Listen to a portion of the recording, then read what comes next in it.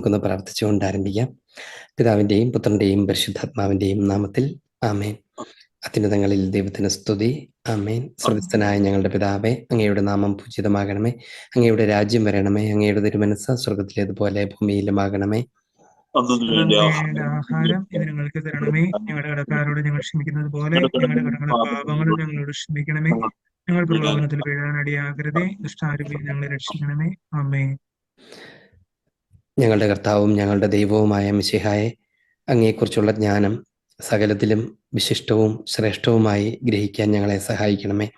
അങ്ങയെക്കുറിച്ചുള്ള അറിവാണ് പ്രപഞ്ചത്തെക്കുറിച്ചുള്ള അറിവും, അങ്ങയെക്കുറിച്ചുള്ള ധ്യാനമാണ് ലോകത്തെക്കുറിച്ചും ഞങ്ങളുടെ ജീവിതത്തെക്കുറിച്ചുമുള്ള ധ്യാനവും എന്നും ഞങ്ങൾക്കറിയാം. സ്വർഗീയ രഹസ്യങ്ങളെക്കുറിച്ചുള്ള അറിവ് യഥാർത്ഥത്തിൽ ഭൗമിക കാര്യങ്ങളെ മനസ്സിലാക്കാൻ സഹായിക്കുന്നതാണ് എന്ന് ഞങ്ങൾക്കറിയാം. നല്ല ഈശോയെ, വിശുദ്ധ ഗ്രന്ഥത്തിലൂടെ ഞങ്ങൾക്ക് വെളിവാകുന്നത് അങ്ങ് തന്നെയാണ്. അങ്ങയെ തന്നെയാണ് ഞങ്ങൾ വിശുദ്ധ ഗ്രന്ഥത്തിൽ കണ്ടുമുട്ടുന്നത്. അങ്ങ് തെരഞ്ഞെടുത്ത വിശുദ്ധ ഗ്രന്ഥകാരന്മാർക്ക് പരിശുദ്ധ സഭയിൽ അവിടുന്ന് നൽകിയ ദൈവിക രഹസ്യങ്ങളുടെ നിധിയെ അവർ രേഖപ്പെടുത്തുകയും ഞങ്ങൾക്ക് കൈമാറുകയും ചെയ്തു. യുഗാന്ത്യം വരെ അങ്ങയുടെ ജനത്തിന് അങ്ങയുടെ ശരീരത്തിൻ്റെ അവയവങ്ങൾക്ക് വായിക്കാനും ഗ്രഹിക്കാനും അങ്ങയെ അറിയാനും കഴിയുന്ന വിധത്തിൽ അവിടുന്ന് അത് ഞങ്ങൾക്ക് നൽകി. ഈ ദിവസങ്ങൾ ഞങ്ങൾ വെളിപാട് പുസ്തകത്തെക്കുറിച്ച് പഠിക്കുകയും ധ്യാനിക്കുകയും ചെയ്യുന്നു. വെളിപാടിൻ്റെ ഗ്രന്ഥത്തിലൂടെ അങ്ങ് ഞങ്ങളോട് സംസാരിക്കുന്ന സ്വർഗീയ രഹസ്യങ്ങൾ ഗ്രഹിക്കാൻ ഞങ്ങളെ സഹായിക്കണമേ. പരിശുദ്ധ മാതാവേ അമ്മ ഞങ്ങളോട് കൂടെ ഉണ്ടായിരിക്കണമേ. നന്മ നിറഞ്ഞ മറിയമേ സ്വസ്തി, കർത്താവ് അങ്ങയുടെ കൂടെ സ്ത്രീകൾ അങ്ങ് അനുഗ്രഹിക്കപ്പെട്ടവളാകുന്നു. അങ്ങയുടെ ഉദരത്തിന്റെ ഫലമായി ഈശോ അനുഗ്രഹിക്കപ്പെട്ടവനാകുന്നു.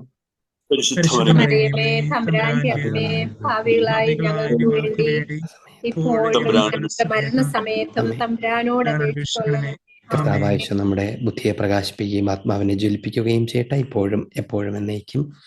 ആമേൻ. ഈശോ മിശിഹായ്ക്ക് സ്തുതിയായിരിക്കട്ടെ.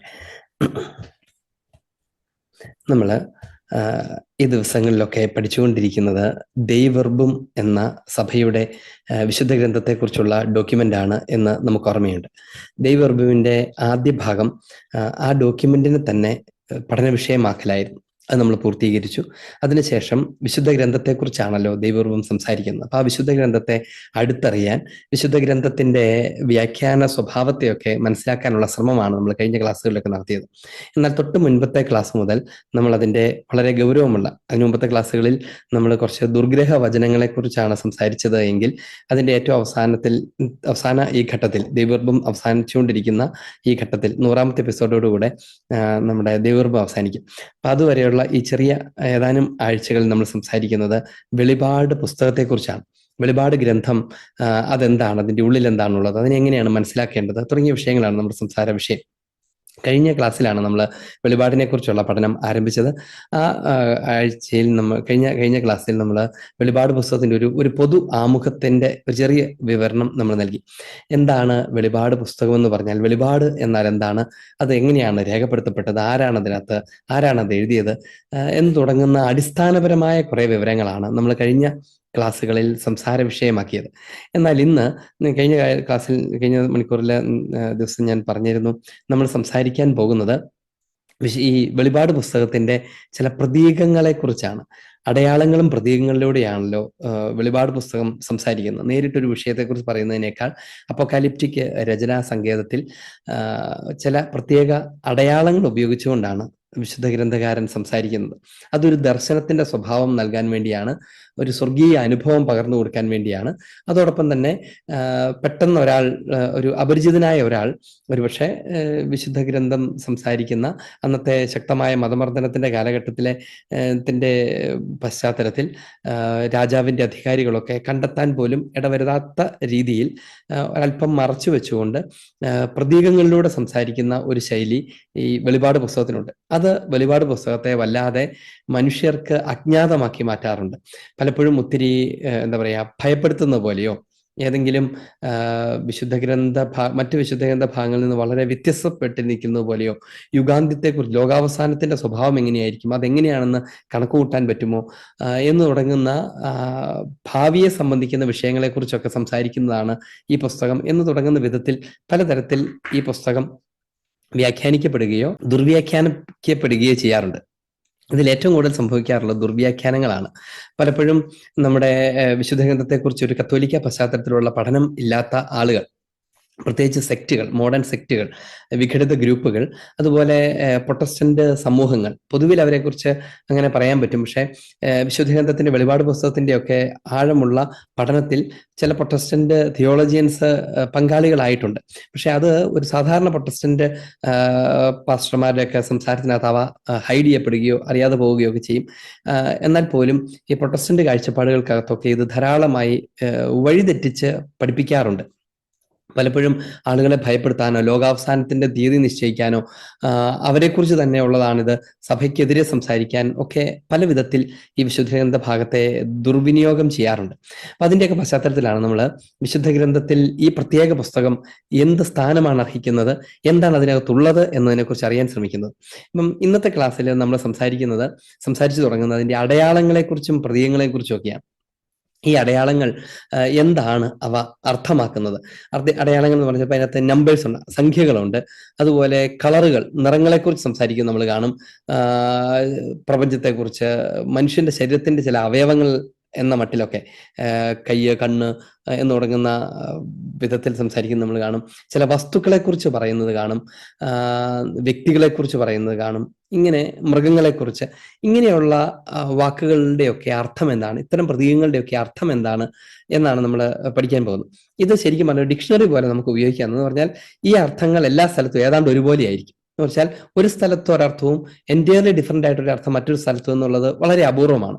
പൊതുവിൽ എല്ലായിടത്തും ഒരേതരം അർത്ഥങ്ങളാണ്. അപ്പൊ നമുക്ക് ഈ ഓരോ പ്രതീകത്തിന്റെയും അർത്ഥം എന്താണെന്ന് ഒരുവിധം മനസ്സിലായാൽ നമുക്ക് ആ ഭാഗം വായിക്കുമ്പോൾ ഇത്രയേ ഉള്ളല്ലേ അത്, അല്ലെങ്കിൽ ഇതാണല്ലോ അത് എന്ന് നമുക്ക് മനസ്സിലാക്കാൻ പറ്റും എന്നാണ് അതിന്റെ പ്രയോജനം.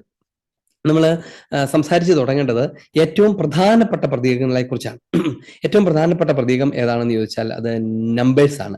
ന്യൂമറിക്കൽ സിംബോളിസം എന്നാണ് അതിനെ വിളിക്കുന്നത്. ന്യൂമറിക്കൽ സിംബോളിസം നിങ്ങൾക്ക് വായിക്കാൻ താല്പര്യമുണ്ടെങ്കിൽ ഒരു ലേഖനം, അത് ഒരു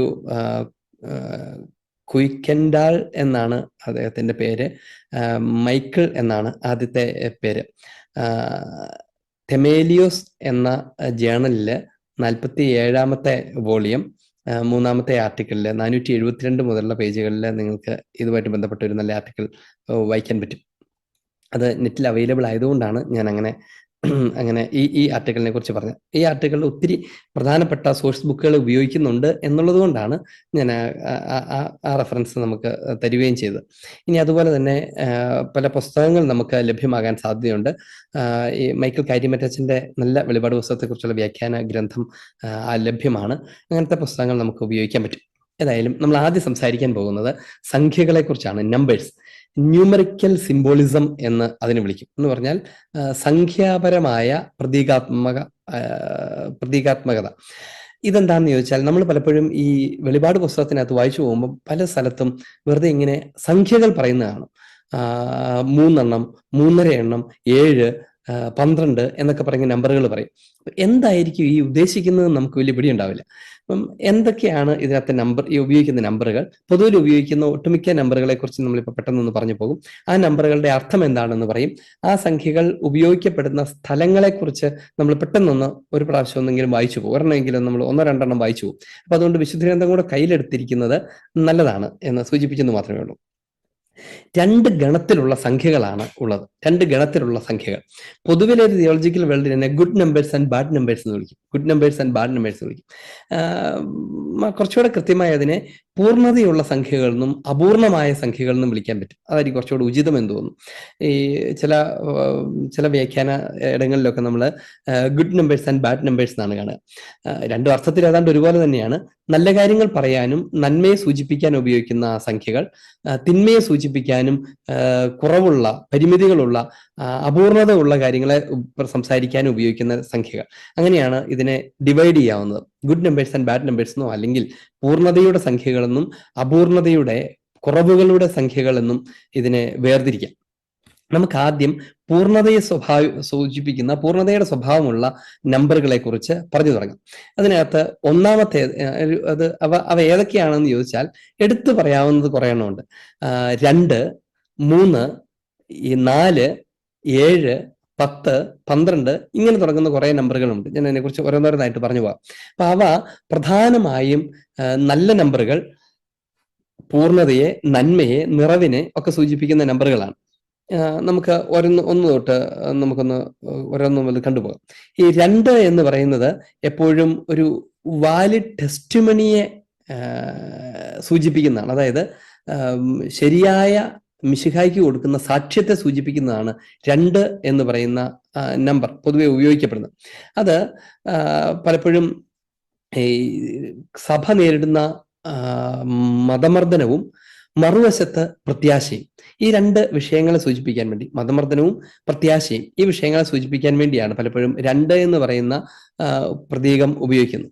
അത് വളരെ അധിക സ്ഥലങ്ങളിൽ നമ്മൾ കാണില്ല. എന്നാൽ ഇനി പറയാൻ പോകുന്നത് ധാരാളമായിട്ട് കാണുകയും ചെയ്യും. അടുത്ത ഒരു നമ്പർ 3 എന്നതാണ്. 3 എപ്പോഴും എന്നതുപോലെ ദൈവിക പൂർണ്ണതയെ സൂചിപ്പിക്കുന്ന നമ്പറാണ്. ദൈവിക പൂർണ്ണതയെ സൂചിപ്പിക്കുന്ന നമ്പറാണ് 3. അതൊരു തരത്തിൽ ഒരു ട്രിനിറ്റേറിയൻ ഒറിജിനാണ് എന്നും കൂടെ നമ്മൾ ഓർക്കണം. ദൈവം തന്നെ ത്രിത്വമായിരിക്കുന്നു എന്നതിൽ നിന്നാണത് ഉത്ഭവിക്കുകയും ചെയ്യുന്നത്. അപ്പൊ അത് ഒരുപക്ഷെ പഴയ നിയമത്തിലൊക്കെ ധാരാളം സ്ഥലത്ത് അങ്ങനെ കാണുമെങ്കിലും അതെന്താണ് എന്ന് ശരിക്കും പിടിയുണ്ടാവണമെന്നില്ല. ഉദാഹരണത്തിന് യെശയ്യായുടെ പുസ്തകത്തിനകത്തൊക്കെ പരിശുദ്ധൻ പരിശുദ്ധൻ പരിശുദ്ധൻ എന്നേറ്റു പറയും നമ്മൾ കാണും. പരിശുദ്ധൻ പരിശുദ്ധൻ പരിശുദ്ധൻ 3 തവണ ഏറ്റു പറയുന്നു. അതുകൊണ്ട് 3 പ്രാവശ്യം പറയുന്നത്, 3 എന്ന സംഖ്യ ഉപയോഗിക്കുന്നതൊക്കെ പൂർണ്ണതയെ സൂചിപ്പിക്കുന്നു എന്ന് മാത്രമല്ല, അത് വലിയ പരിധിവരെ ദൈവിക പൂർണ്ണതയെ, ഡിവൈൻ ഫുൾഫിൽമെന്റിനെയാണ്, ഡിവൈൻ റിയാലിറ്റിയാണ് പലപ്പോഴും സൂചിപ്പിക്കുന്നത്. ത്രിത്വം എന്ന കാര്യത്തെക്കുറിച്ച് പഴയ നിയമ ജനതയ്ക്ക് വലിയ ബോധ്യം ഇല്ലാതിരിക്കെ പോലും വിശുദ്ധ ഗ്രന്ഥത്തിൽ ദൈവവുമായി ബന്ധപ്പെടുത്തി ഈ ത്രിത്വത്തിന്റെ അടയാളങ്ങൾ നമുക്ക് ധാരാളം കാണാൻ പറ്റും. 3ന്റെ അടയാളങ്ങൾ കാണാൻ പറ്റും. ഉദാഹരണത്തിന് അബ്രാഹത്തെ സന്ദർശിക്കാൻ വരുന്ന 3 ആളുകളെ കുറിച്ച് പറയും. 3 ആളുകൾ അബ്രാഹം, അതൊരു 4 പേരല്ല, 100 പേരല്ല, ഒരുപറ്റം ആളുകളല്ല, ഒരാൾ ഒറ്റയ്ക്കുമല്ല, പകരം 3 എന്ന് പറയുന്ന ഒരു സംഖ്യയാണ് അവിടെ അവതരിപ്പിക്കുന്നത്. അപ്പോൾ സ്വാഭാവികമായും ദൈവിക പൂർണ്ണതയെ സൂചിപ്പിക്കുന്നത്. എന്തുകൊണ്ടാണ് അങ്ങനെയെന്ന് ചോദിച്ചാൽ അതിന്റെ കമ്മ്യൂണിറ്റേറിയൻ പെർസ്പെക്റ്റീവാണ് അതിനകത്ത് പ്രധാനപ്പെട്ട വിഷയം. നമ്മൾ ത്രിത്വത്തെക്കുറിച്ച് പറഞ്ഞപ്പോൾ നമ്മൾ അതിനെക്കുറിച്ച് സംസാരിച്ചിരുന്നു. അതായത് ഒരാൾ എന്ന് പറയുന്നതിന് പകരമോ 2 പേർ തമ്മിൽ എന്ന് പറയുന്നതിനേക്കാൾ ഉപരിയായി പൂർണ്ണതയെ സൂചിപ്പിക്കുന്ന, അതായത് സാമൂഹിക മാനത്തെ സൂചിപ്പിക്കുന്ന ഒരു സംഖ്യയാണ് 3 എന്നത്. അപ്പൊ അതുകൊണ്ട് ഒരു ദൈവിക പൂർണ്ണതയുടെ അടയാളമാണ്. ഇനി ചില കാര്യം 3 തവണ ആവർത്തിക്കുകയൊക്കെ ചെയ്യുന്നത് നമ്മൾ കാണും. അത് ഏറ്റവും ഉചിതമായത്, ഏറ്റവും പൂർണ്ണതയുള്ളത് എന്നുള്ള അർത്ഥത്തിലൊക്കെയാണ് ഈ 3 എന്നത് 3 പ്രാവശ്യം ആവർത്തിക്കുകയൊക്കെ ചെയ്യുന്നത്. ഇനി മറ്റൊരു സംഖ്യ 4 എന്നതാണ്. 4 എന്ന സംഖ്യയാണ്. 4 ശരിക്കും 4 നമുക്ക് 1-2 സ്ഥലങ്ങളിൽ നോക്കാം. വെളിപാട് പുസ്തകത്തിന്റെ 7-ാം അധ്യായം 7 ആരംഭം വായിക്കാം. 7:1. ഇതിനുശേഷം ഭൂമിയുടെ 4 കോണുകളിൽ 4 ദൂതന്മാർ നിൽക്കുന്നത് ഞാൻ കണ്ടു. 4 എന്ന് റിപ്പീറ്റ് ചെയ്ത് വരുന്നുണ്ടോ? 4 കോണുകളിൽ 4 ദൂതന്മാർ നിൽക്കുന്നത് കണ്ടു. ഇനി വീണ്ടും 20-ാമത്തെ അധ്യായം 8-ാം തിരുവചനം. ഭൂമിയുടെ 4 കോണുകളിലുള്ള ജനതകളെ വഴിതെറ്റിക്കുവാൻ അവൻ പുറത്തു വരും. 4 എന്ന സംഖ്യ അത് പ്രധാനമായും ഭൂമിയെ സൂചിപ്പിക്കുന്നതാണ്.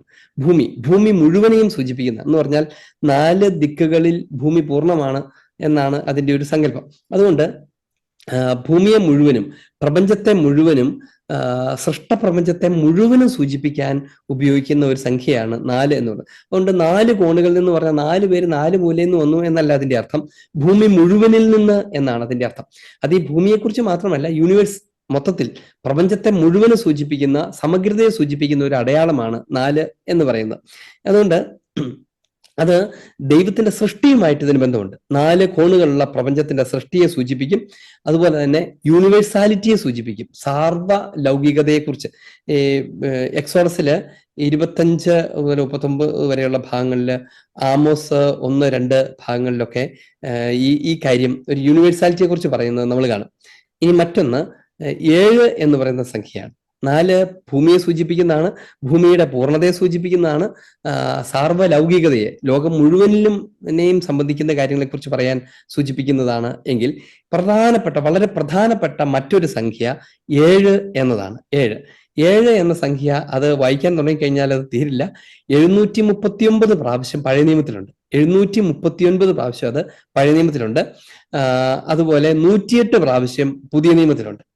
മറ്റ് അപ്പോക്രിഫൽ ഗ്രന്ഥങ്ങൾക്കകത്തൊക്കെ ഒട്ടനവധി തവണ അത് ആവർത്തിച്ചു വരുന്നുണ്ട്. പക്ഷെ 108 പ്രാവശ്യം പുതിയ നിയമത്തിലും 739 പ്രാവശ്യം 108 പ്രാവശ്യം പുതിയ നിയമത്തിലും 739 പ്രാവശ്യം പഴയ നിയമത്തിലും ആവർത്തിക്കപ്പെടുന്ന ഒരു സംഖ്യയാണ് ഈ 7 എന്ന് പറയുന്നത്. 7 പൂർണ്ണതയെ സൂചിപ്പിക്കുന്നതാണ്. പൂർണ്ണതയെ ഏറ്റവും അധികമായി പൂർണ്ണതയെ സൂചിപ്പിക്കുന്നത് എന്ന് വിളിക്കപ്പെടുന്ന സംഖ്യ 7 ആണ്. എവിടെയെങ്കിലുമൊക്കെ 7 എന്ന് പറയുന്നുണ്ടെങ്കിൽ അത് മുഴുവനെയും സൂചിപ്പിക്കുന്നു എന്നതാണ്. വെളിപാട് പുസ്തകം തന്നെ എഴുതപ്പെട്ടിരിക്കുന്നത് ആർക്കാണ് എന്ന് നമ്മൾ കഴിഞ്ഞ ക്ലാസ്സിൽ സംസാരിച്ചായിരുന്നു. അത് 7 സഭകൾക്കാണ് എന്നാണ് രേഖപ്പെടുത്തുന്നത്. 7 സഭകൾക്കായി എഴുതുന്നു. ശരിയാണ്, 7 സഭകളെ, 7 ചെറിയ സഭാ സമൂഹങ്ങളെ എണ്ണിപ്പറക്കി പറയുന്നുണ്ട്. പക്ഷെ യഥാർത്ഥത്തിൽ 7 സഭകൾക്ക് എഴുതി എന്ന് പറഞ്ഞാൽ അതിന്റെ ഉള്ളർത്ഥം മുഴുവൻ സഭയ്ക്കുമായി എഴുതി എന്നാണ്. വിശുദ്ധ ഗ്രന്ഥം അത് മുഴുവൻ സഭയ്ക്ക് മുഴുവനായി എഴുതിയ പുസ്തകമാണ്, അല്ലെങ്കിൽ വെളിപാട് പുസ്തകം അത് സഭയ്ക്ക് മുഴുവനും ആഗോള സഭയ്ക്ക് നൽകപ്പെട്ടതാണ് എന്ന അർത്ഥത്തിലാണ് ശരിക്കും പറഞ്ഞാൽ ഈ 7 എന്ന പദം എന്ന നമ്പർ ഉപയോഗിക്കപ്പെടുന്നത്. ഇത് നമുക്ക് ഒത്തിരി സ്ഥലങ്ങളിൽ കാണാൻ പറ്റും. 7 സഭകളെ കുറിച്ച് പറയും, 7 മുദ്രകളെ കുറിച്ച് പറയും, 7 കാഹളങ്ങളെ കുറിച്ച് പറയും, 7 ബൗൾസിനെ കുറിച്ച് പറയും. അങ്ങനെ തുടങ്ങി ഒത്തിരി സ്ഥലത്ത് ഈ 7 എന്ന പരാമർശം നമ്മൾ ധാരാളമായിട്ട് കാണും. ഇനി അതെന്തിനൊക്കെ സൂചിപ്പിക്കുന്നു? ഒന്ന്, കംപ്ലീറ്റ്നെസ്സിനെ സൂചിപ്പിക്കുന്നു, ഫുൾനെസ്സിനെ സൂചിപ്പിക്കുന്നു. അതുപോലെ ടോട്ടാലിറ്റിയും പെർഫെക്ഷനെ സൂചിപ്പിക്കുന്നു. ഏറ്റവും പൂർണ്ണതയുള്ളത്, ഏറ്റവും ഉചിതമായത്, പരിപൂർണമായത് എന്നുള്ള അർത്ഥത്തിലൊക്കെ ഈ 7 എന്ന നമ്പർ ഉപയോഗിക്കും. 7 മാത്രമല്ല ഉപയോഗിക്കുക, 7ന്റെ ഗുണിതങ്ങളും ഈ ഗണത്തിൽപ്പെടുന്നതാണ്. 7ന്റെ ഗുണിതങ്ങളെയും ഈ പറഞ്ഞ പോലെ സഭയെ, ഇപ്പം 7ന്റെ ഗുണിതങ്ങൾ സഭാ സമൂഹത്തെ മുഴുവനും സൂചിപ്പിക്കാനായിട്ടൊക്കെ അതിന്റെ ഗുണിതങ്ങളെയൊക്കെ ഉപയോഗിക്കും. ഈ പറഞ്ഞ നമ്പറുകളെല്ലാം 2, 3, 4, 7 എന്ന് പറയുന്ന സംഖ്യകളൊക്കെ അത് ആ സംഖ്യകളും അതിന്റെ ഗുണിതങ്ങളും ഒരുമിച്ചാണ് ഉപയോഗിക്കപ്പെടുന്നത് എന്ന കാര്യം നമ്മൾ ഓർക്കണം. അതിന്റെ ഗുണിതങ്ങൾക്കും അതേ ഫലങ്ങളാണുള്ളത് എന്ന വിധത്തിലാണ് വിശുദ്ധ ഗ്രന്ഥത്തിൽ, വെളിപാട് പുസ്തകത്തിൽ ഈ അപ്പോക്കലിപ്റ്റിക് ലിറ്ററേച്ചർ ഉപയോഗിക്കപ്പെടുന്നത്. ഇനി മറ്റൊന്ന് 10 എന്ന് പറയുന്ന സംഖ്യയാണ്. 10 എന്ന് പറയുന്ന സംഖ്യയാണ്. ഈ 10 എന്ന് പറഞ്ഞ സംഖ്യയും അതിന്റെ ഗുണിതങ്ങളും, ഇവിടെയാണ് ഏറ്റവും കൂടുതൽ ഗുണിതങ്ങൾ ഉപയോഗിച്ച് കാണും നമ്മൾ ഈ 10 എന്ന് പറയുന്ന സ്ഥലത്താണ്. 10ലും 1000ലും ഒക്കെ അത് കാണും. 10 എന്ന് പറയുന്ന സംഖ്യയും അതിന്റെ ഗുണിതങ്ങളും ധാരാളമായി പല സ്ഥലങ്ങളിൽ നമ്മൾ കാണും. അതിനകത്ത് അതെന്താ ഉദ്ദേശിക്കുന്നത് പറഞ്ഞാൽ, ഒന്ന് എന്താ പറയാ, ഇൻഡെഫിനിറ്റ്നെസ് ആണ്. എന്ന് പറഞ്ഞാൽ എണ്ണിത്തീർക്കാനാവാത്തിടത്തോളം എന്ന് പറയേണ്ട സമയങ്ങളിലൊക്കെ 10 എന്ന നമ്പർ ഉപയോഗിക്കും. അതുപോലെ ഒരു വലിയ മഹത്തരമായ ഒരു കാര്യത്തെക്കുറിച്ച് പറയാൻ വേണ്ടി, മഹനീയമായ ഒരു കാര്യത്തെക്കുറിച്ച് പറയാൻ വേണ്ടി 10 എന്നുള്ള നമ്പർ ഉപയോഗിക്കും. അതുപോലെ അസംഖ്യം എന്ന് പറയാൻ ഇടവരുന്ന സ്ഥലങ്ങളിലൊക്കെ 10 എന്ന നമ്പർ ഉപയോഗിക്കും. അത് മാത്രമല്ല, ഈ 1000, 1000 എന്ന് പറയുന്നതൊക്കെ 10ന്റെ ഗുണിതങ്ങളാണല്ലോ. അവിടെയൊക്കെ ഈ പറഞ്ഞ സമാനമായ അർത്ഥമാണ് ഉള്ളത്. നമുക്ക് ഏതെങ്കിലും ഒരു 1-2 സ്ഥലങ്ങൾ വേണമെങ്കിൽ നമുക്ക് നോക്കി പോകാം. വിശുദ്ധ ഗ്രന്ഥത്തിനകത്ത് ദാനിയേലിന്റെ പുസ്തകം 7:10. അവന്റെ മുൻപിൽ നിന്ന് അഗ്നിപ്രവാഹം പുറപ്പെട്ടു, 1000 പേർ അവനെ സേവിച്ചു. ഉണ്ടോ? 1000 എന്നോ 10,000 to 10,000 എന്നൊക്കെ പറയുന്നിടത്തൊക്കെ ഈ അസംഖ്യം എന്ന അർത്ഥമാണ്. അല്ലാണ്ട് നമ്മൾ പലപ്പോഴും കരുതുന്ന പോലെ 1000 പേര് വന്നു എന്നുള്ള അർത്ഥത്തിലല്ല. പലപ്പോഴും ഈ സെക്റ്റുകളൊക്കെ അങ്ങനെ 1000 പേര്, ചില പ്രത്യേക നമ്പറുകളൊക്കെ പറയും, അത്രയും ആൾക്കാർ എന്നൊക്കെ പറയും നമ്മൾ കാണും. ഇനി ഈ 1000 എന്ന് പറയുന്നത് 10 പൂർണ്ണതയാണ്. അതിന്റെ ഗുണിതങ്ങൾ 10 × 10 × 10 എന്ന് പറയുന്ന 1000 വളരെ വലിയൊരു സംഖ്യയെ സൂചിപ്പിക്കുന്നു. ഇനി ഈ 1000 വർഷങ്ങൾ എന്ന് ഈ വെളിപാട് പുസ്തകത്തിൽ പല സ്ഥലത്ത് നമ്മൾ കാണും. 1000 വർഷങ്ങളുടെ ഭരണം, 1000 വർഷങ്ങൾ. ഈ 1000 എന്ന് പറയുന്ന നമ്പർ ഒത്തിരി സെക്റ്റുകൾക്ക് വഴിയൊരുക്കിയിട്ടുണ്ട്. ഈ എന്താ പറയാ, സഹസ്രാബ്ദ വാഴ്ച എന്ന് പറയുന്ന, സഹസ്രാബ്ദ വാദമെന്നോ ഒക്കെ പറയുന്ന ഒരു മില്ലേനിയാരിസം എന്ന് പറയുന്ന ഒരു പാഷണ്ഡത തന്നെയുണ്ട്. അത് ഒത്തിരി സെക്റ്റുകൾ, നമ്മുടെ നാട്ടിൽ പോലുമുള്ള പല സെക്റ്റുകളുടെയും ആധാരം അതാണ്. ഇപ്പം ഈ വിമല ഹൃദയ മക്കൾ എന്ന് പറയുന്ന സെക്റ്റുകളൊക്കെ അവർ പലപ്പോഴും ഉപയോഗിക്കുന്നത് 1000 വർഷത്തെ ഈ ഭരണം വരാൻ പോകുന്നു, ഒരു യുഗം 1000 വർഷമാണ് എന്ന മട്ടിലൊക്കെ ഇവരിതിനെക്കുറിച്ച് ചിന്തിക്കുകയും കർത്താവ് ഒരു 1000 വർഷം ഇനി ഭരിക്കും എന്ന മട്ടിലൊക്കെ ഇതിനെ വ്യാഖ്യാനിക്കുകയൊക്കെ ചെയ്യാറുണ്ട്. 1000 എന്ന് പറയുന്നത് വലിയൊരു സംഖ്യ എന്ന് അർത്ഥമുണ്ട്, അതോടൊപ്പം തന്നെ പരിമിതമായ സംഖ്യ എന്നും അർത്ഥമുണ്ട്. 1000 വർഷത്തിന്റെ ഭരണം എന്ന് പറഞ്ഞാൽ ദീർഘമാണ്, പക്ഷെ അത് തീരും എന്നാണ് അതിന്റെ അർത്ഥം. അപ്പം ചിലപ്പോഴൊക്കെ ഇങ്ങനെ എന്താ പറയുക, പീഡനങ്ങളുടെ കാലത്തെക്കുറിച്ചോ രാജാക്കന്മാരുടെ ക്രൂര ഭരണത്തെക്കുറിച്ചൊക്കെ പറയുന്ന സമയത്ത് 1000 വർഷങ്ങൾ പീഡനത്തിലൂടെ എന്ന് പറഞ്ഞു കഴിഞ്ഞാൽ അത് വലിയ 1000 വർഷം എന്നൊക്കെ പറഞ്ഞ് നമ്മൾ തന്നെ ആലോചിക്കുമ്പോൾ പേടിച്ചു, എത്രയും വർഷങ്ങളൊക്കെയോ, ഇത്രയും ദീർഘമോ എന്നൊക്കെ നമുക്ക് തോന്നും. പക്ഷെ 1000 എന്ന് പറയുമ്പോഴും അതൊരു ഡെഫിനിറ്റ് നമ്പർ പോലെയാണ്. എന്ന് പറഞ്ഞാൽ ഇപ്പോഴത്തെ ഈ സഹനം തീരില്ലായും നമ്മൾ കരുതുന്ന, പ്രത്യേകിച്ച് ഈ വെളിപാട് പുസ്തകം അന്നത്തെ സാദിമ സഭയുടെ കൊടിയ പീഡനങ്ങളെക്കുറിച്ച് വിവരിക്കുന്നതാണല്ലോ. പീഡനങ്ങൾ ഇങ്ങനെ ഓരോ ദിവസവും സഹിക്കവയ്യാതെ ആകുമ്പോൾ ഇവരെപ്പോഴും ചോദിച്ചുകൊണ്ടിരിക്കും, ഇതൊരു അവസാനമൊന്നും ഇല്ലേ, നമ്മളെല്ലാവരും തീർന്നു പോകുമോ എന്നൊക്കെ അവർ ആശങ്കപ്പെട്ടുകൊണ്ടിരിക്കും. അപ്പം വിശുദ്ധ ഗ്രന്ഥകാരൻ അവരോട് പറയുന്നത് പ്രത്യാശയുടെ വാക്കുകളാണ്. ഇത് ദൈർഘ്യമേറിയതാണ്, 1000 വർഷം പോലെ അനുഭവിക്കുന്നതാണത്. പക്ഷേ അത് തീരും, അത് അത്രയും നാളേക്കേ ഉള്ളൂ, അല്ലാണ്ട് നിത്യതയിലേക്ക് നീണ്ടുപോകുന്നതല്ല. അപ്പൊ അതുകൊണ്ട് സുദീർഘമായതും എന്നാൽ ലിമിറ്റഡ് ആയതും ആയ സാഹചര്യങ്ങളെ കുറിച്ച് സംസാരിക്കാനാണ് ഈ 1000 എന്ന പ്രയോഗം ധാരാളമായി നടത്തുന്നത്. അത് പല സ്ഥലത്തും നമ്മൾ കാണും. 2 പത്രോസ് 3:8 വായിക്കാമോ? 2 പത്രോസ് 3:8. പ്രിയപ്പെട്ടവരെ, കർത്താവിന്റെ മുമ്പിൽ ഒരു ദിവസം 1000 വർഷങ്ങൾ പോലെയും 1000 വർഷങ്ങൾ ഒരു ദിവസം പോലെയുമാണ്. 1000 വർഷങ്ങൾ 1000 ദിവസങ്ങൾ അതിന്റെ കമ്പാരിസൺ നടത്തുവാണ്. എന്ന് പറഞ്ഞാൽ 1000 ദിവസങ്ങൾ ഇത്രയും സുദീർഘമായ വർഷങ്ങൾ എന്ന് സൂചിപ്പിക്കാൻ വേണ്ടിയാണ്. അല്ലാതെ 1000 വർഷങ്ങൾ ഇത്ര ദിവസം പോലെ കുറവാണ്, 1000 വർഷം ഈക്വൽ ടു ഇത്ര ദിവസം എന്നൊന്നും അതിന് ലിറ്ററൽ മീനിങ് ഇല്ല എന്ന് നമ്മൾ ഓർക്കുക എന്ന് മാത്രമാണ് ഈ പറഞ്ഞത്. ഇനി മറ്റൊരു സംഖ്യ 12 എന്ന് പറയുന്ന സംഖ്യയാണ്. 12 നമ്മൾ അനേകം സ്ഥലത്ത് 12 എന്നുള്ള സംഖ്യ കാണും. പ്രത്യേകിച്ച് ജനസിസ് 35, 22 മുതൽ 29 വരെയൊക്കെ 12 സൺസ് ഓഫ് ഇസ്രായേലിനെ കുറിച്ച് പറയും. 12 ഗോത്രങ്ങളെ കുറിച്ച് ജനസിസിന്റെ പുസ്തകം 49, 22 നമ്മളങ്ങനെ വായിക്കും. പുറപ്പാടിനകത്തൊക്കെ ധാരാളം തവണ ഈ 12മായി ബന്ധപ്പെട്ട നമ്പർ നമ്മൾ കാണും. ഈ 12 എന്ന നമ്പർ വലിയ പരിധി വരെ അത് സഭയുടെ പൗരോഹിത്യവുമായി ബന്ധപ്പെട്ട് സംസാരിക്കപ്പെടുന്ന ഒരു പദമാണ്. പലപ്പോഴും നമ്മൾ ഈ കുറച്ചൊരു പ്രൊട്ടസ്റ്റന്റ് ചായ്വൊക്കെയുള്ള വ്യാഖ്യാനങ്ങൾക്കകത്ത് അത് അധികം കാണില്ല. പക്ഷെ അങ്ങനെ കാണില്ല. അതൊരു പൊതുവിൽ എന്ത് പറയുമെന്ന് പറഞ്ഞാൽ വിശുദ്ധരുടെ സംഖ്യയാണ് 12 എന്നൊക്കെ പറയും. വെറുതെ വിശുദ്ധർ എന്ന് വിശുദ്ധഗ്രന്ഥം വിളിക്കുന്നത് ദൈവജനത്തെ മുഴുവനുമാണ്.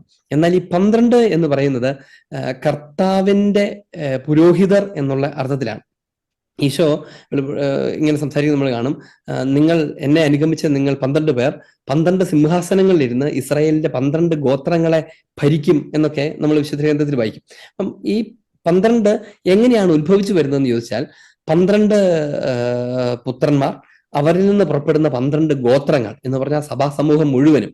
അപ്പോൾ യഥാർത്ഥത്തിൽ ഇസ്രായേലിന്റെ ജനത്തെ മുഴുവനുമാണ് പഴയ നിയമ പശ്ചാത്തലത്തിൽ 12 എന്ന് സൂചിപ്പിച്ചിരുന്നെങ്കിൽ സംഖ്യയുടെ പുസ്തകത്തിനകത്ത് ഈ 12നെ വളരെ കോൺക്രീറ്റ് ആയിട്ട് പരാമർശിക്കുന്ന ഒരു സ്ഥലമുണ്ട്. അത് ഇങ്ങനെയാണ്: ഈ 12 പേരെയും 12 തലവന്മാരെ വിളിച്ചിട്ട് അവർക്ക് വടികൾ കൊടുത്തിട്ട് അവരുടെ വടികളിൽ 12 ഗോത്രങ്ങളുടെ പേരെഴുതാൻ ആവശ്യപ്പെടുന്ന ഒരു പരാമർശം നമ്മൾ കാണും. യഥാർത്ഥത്തിൽ എന്താണ് അവിടെ? വരാനിരിക്കുന്ന 12 പേർ, സഭയെ മുഴുവനും ഭരിക്കുന്ന, ഗോത്രങ്ങളെ മുഴുവനും ഭരിക്കുന്ന 12 പേർ, അവരുടെ ഭരണത്തിന്റെ അടയാളമായ അംശവടി, ആ വടിയിൽ അവരുടെ ഗോത്രത്തിന്റെ പേരെഴുതുന്ന, അല്ലെങ്കിൽ അതിനെ നയിക്കാനുള്ള അധികാരം അവർ സ്വീകരിക്കുന്ന വിധത്തിലാണ് പഴയ നിയമത്തിൽ ഇത് പരാമർശിക്കപ്പെടുന്നത്. എന്നാൽ പുതിയ നിയമത്തിലേക്ക് വരുമ്പോഴാണ് അതിന് അർത്ഥപൂർണത ഉണ്ടാകുന്നത്. ഈ 12 ഗോത്രങ്ങളും ഗോത്രത്തലവന്മാരും സഭാസമൂഹത്തെ മുഴുവനും സൂചിപ്പിക്കുന്നതും അതിന്റെ തലവന്മാരായിരിക്കുന്ന ആദ്യത്തെ 12 അപ്പസ്തോലന്മാരാകുന്ന മെത്രാന്മാരെ സൂചിപ്പിക്കുന്നതാണ് എന്ന് നമുക്ക് പതുക്കെ മനസ്സിലാവും. അപ്പൊ അതുകൊണ്ട് ഈ 12 എന്ന് പറയുന്ന വാക്കിന് അങ്ങനെ ഒരു അർത്ഥം ഒന്നാമതുണ്ട്. ശ്ലീഹന്മാർ എന്ന അർത്ഥം അതിന് ഭയങ്കരമായിട്ടുണ്ട്. 12 നക്ഷത്രങ്ങൾ എന്നൊക്കെ പറയുന്നതൊക്കെ നേരിട്ട് ശ്ലൈഹികതയെ സൂചിപ്പിക്കുന്നതാണ്. അപ്പൊ അതുകൊണ്ട് ഒരു കത്തോലിക്ക വ്യാഖ്യാനത്തിനകത്ത് ഏറ്റവും പ്രധാനപ്പെട്ട കാര്യം ഈ 12ന്റെ അർത്ഥപൂർണതയാണ്. യഥാർത്ഥത്തിൽ ഈശോ കുഞ്ഞാടും 12 പേരും എന്നാണല്ലോ അതിന്റെ അർത്ഥം.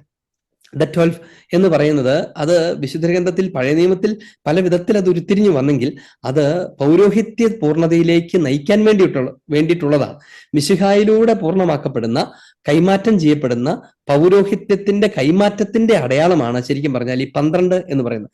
അവർ പഴയ നിയമത്തിലെ ഗോത്ര തലവന്മാരുടെ സ്ഥാനത്ത് നിൽക്കുന്നു എന്ന് തോന്നിയാലും യഥാർത്ഥത്തിൽ അത് മെത്രാന്മാരെ സൂചിപ്പിക്കുന്നതാണ്. അതായത് 12 പേർ, 12 സഭാ തലവന്മാർ എന്നുള്ള അർത്ഥത്തിലാണ്. ഇനി എന്ന് പറയുമ്പോഴും അതിനകത്തൊരു ഉള്ളർത്ഥമുണ്ട്. അത് അവരിലൂടെ നയിക്കപ്പെടുന്ന സഭാഗാത്രത്തെ മുഴുവനും സൂചിപ്പിക്കും. 12 പേരിലൂടെ നയിക്കപ്പെടുന്ന സഭാഗാത്രത്തെ മുഴുവനും സൂചിപ്പിക്കും എന്ന കാര്യം നമ്മൾ ഓർക്കണം. നമ്മൾ ഉൽപ്പത്തി പുസ്തകത്തിനകത്ത് വായിക്കുന്ന വളരെ ഒത്തിരി ദുർവ്യാഖ്യാനം ചെയ്തിട്ടുള്ള ഒരു ഭാഗമാണ് 1,44,000 ആളുകൾ എന്ന് പറയുന്നത്. 1,44,000 ആളുകൾ ഇവർ മാത്രമാണ് രക്ഷ പ്രാപിക്കാൻ പോകുന്നത് എന്ന് ഈ വെളിപാട് പുസ്തകത്തിനകത്ത് നമ്മൾ വായിക്കും. 1,44,000 ആളുകൾ. കർത്താവിന്റെ ഈ വിശുദ്ധരുടെ പ്രതിഫലത്തെ കുറിച്ചൊക്കെ പറയുന്ന സമയത്ത് 7-ാമത്തെ അധ്യായത്തിനകത്ത് നമ്മൾ വായിക്കും, ഇവരാണ് തങ്ങളുടെ കുഞ്ഞാടിന്റെ രക്തത്തിൽ തങ്ങളുടെ വസ്ത്രങ്ങൾ കഴുകി വെളുപ്പിച്ച ആളുകൾ. ഇവര് 1,44,000 ആളുകൾ എന്നാണ് പറയുന്നത്. അപ്പം ഇതിന്റെ പശ്ചാത്തലത്തിലൊക്കെയാണ് നമ്മുടെ കേരളത്തിൽ പോലെയുള്ള ഒരു പ്രധാനപ്പെട്ട സെക്ട് എംബർ ഇമ്മാനുവേലൊക്കെ അവർ ഈ 1,44,000 ആളുകൾ മാത്രമേ രക്ഷ പ്രാപിക്കുകയുള്ളൂ എന്ന് വെളിപാട് പുസ്തകത്തിൽ എഴുതിയിട്ടുണ്ട്. അതുകൊണ്ട് ആ നമ്പർ ആവുന്നവരെയുള്ള ആളുകളാണ് ഇതിനകത്ത് രക്ഷപ്പെടാൻ പോകുന്നത്. അപ്പൊ അവർക്ക് വേണ്ടിയുള്ള കൂടാരമാണിത് എന്നൊക്കെ തെറ്റിദ്ധരിപ്പിക്കുകയും ആളുകൾ ഇത്രയും മനുഷ്യരുടെ ഇടയ്ക്ക് വെറും 1,44,000 ആളുകൾ മാത്രം രക്ഷപ്പെടുമോ എന്നൊക്കെ ചിന്തിക്കുകയൊക്കെ ചെയ്യുന്ന നമ്മൾ കാണും. എന്താണ് ഈ 1,44,000 അർത്ഥം? അതിതാണ് 12 × 12 × 1000 എന്ന് പറയുന്നതാണ്. 12 × 12 × 1000. അതായത് 12 അപ്പസ്തോലന്മാർ, അവരുടെ 12 സഭകൾ, അതിലെ അസംഖ്യം ജനങ്ങൾ. അതാണ് 1000 എന്നതുകൊണ്ട് ഉദ്ദേശിക്കുന്നത്. അസംഖ്യം, സംഖ്യം. അത് നമ്മൾ ആദ്യം മുമ്പത്തെ നമ്പറുകളിൽ പറഞ്ഞ സമയത്ത് നമ്മൾ പറഞ്ഞു കാണും, 1000 10ന്റെ ഗുണിതങ്ങൾ എന്ന് പറയുന്നത് അസംഖ്യമായ വളരെ വലിയ സംഖ്യകളെ എണ്ണിത്തീർക്കാൻ മേലാത്ത, എണ്ണിത്തിട്ടപ്പെടുത്താൻ പറ്റാത്ത അത്രയും വലിയ ജനസമൂഹത്തെ ഒക്കെ സൂചിപ്പിക്കുന്നതാണ് 1000. ഇവിടെ ഇത് മൂന്നിനും കൂടെ കമ്പൈൻ ചെയ്യുകയാണ്. 12 സ്ലീഹന്മാർ, 12 സഭകൾ എന്ന് വെച്ചാൽ 12 സഭകൾ എന്നല്ല അതിന്റെ ഉള്ളർത്ഥം, സ്ലീഹന്മാരുടെ സഭകൾ എന്നാണ് അതിന്റെ അർത്ഥം. 12 സ്ലീഹന്മാരുള്ളപ്പോൾ 12 അതിനെങ്ങനെ അവരുടെ 12 പേരുടെയും സഭകൾ എന്ന് സൂചിപ്പിക്കപ്പെടുന്നു. സഭ വളരുന്നതിനനുസരിച്ച് സ്ലീഹന്മാരുടെ സഭകൾ അഥവാ മെത്രാന്മാരുടെ സഭകൾ എന്ന പൂർണ്ണാർത്ഥം അതിനുണ്ട്. അപ്പോൾ 12 സ്ലീഹന്മാരും അവരുടെ 12 സഭകളും എന്ന് പറഞ്ഞാൽ അവർ ഭരിക്കുന്ന സഭകൾ എന്നാണ് അതിന്റെ അർത്ഥം. അല്ലാണ്ട് 12 സഭകളെ ഉണ്ടാകാൻ പറ്റുള്ളൂ, 13 സഭകൾ ഉണ്ടാവില്ല. കത്തോലിക്ക സഭയിൽ എത്ര 24 വ്യക്തിസഭകൾ എങ്ങനെ വന്നു എന്നൊരു ഉത്തരവല്ല ഈ പറഞ്ഞു വരുന്നത്. 12 സഭാതലവന്മാർ, അവരുടെ സഭകൾ, അസംഖ്യം ജനങ്ങൾ, ഇവരെല്ലാം കൂടെ കൂടുന്ന കത്തോലിക്ക സമൂഹത്തെയാണ്, തിരുസഭാ ഗാത്രത്തെയാണ് 1,44,000 ആളുകൾ എന്ന് വിളിക്കുന്നത്. വെച്ചാൽ തിരുസഭാ ഗാത്രമാണ് രക്ഷ പ്രാപിക്കുകയുള്ളൂ എന്നാണ് അതിന്റെ അർത്ഥം. അതിനെയാണ് സഭയിൽ നടത്തിക്കൊണ്ടു പോകുന്ന 1,44,000 ആളുകൾ മാത്രമാണ് രക്ഷ പ്രാപിക്കുക എന്നുള്ള മട്ടിലൊക്കെ ഇവർ ദുർവ്യാഖ്യാനമൊക്കെ ചെയ്യുന്നത്. നിങ്ങൾ പല സ്ഥലത്തൊന്നും ഈ നമ്പർ കേട്ടിട്ടുണ്ടാവും.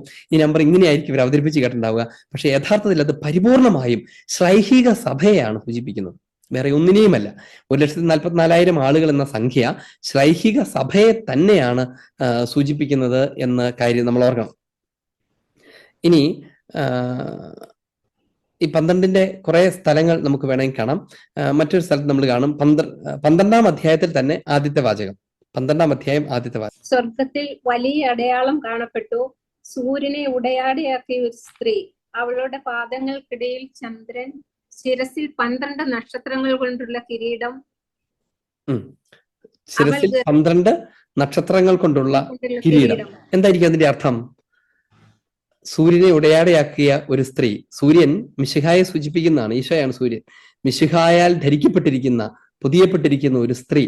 ആ സ്ത്രീയുടെ ശിരസിൽ അവളുടെ അഭിമാനമായ 12 നക്ഷത്രങ്ങൾ. സ്വാഭാവികമായും അത് ശ്ലൈഹിക സഭയുടെ കൂട്ടായ്മയെ സൂചിപ്പിക്കുന്നതാണ്, അപ്പസ്തോലിക സംഘാത്മകതയൊക്കെ സൂചിപ്പിക്കുന്നതാണ്.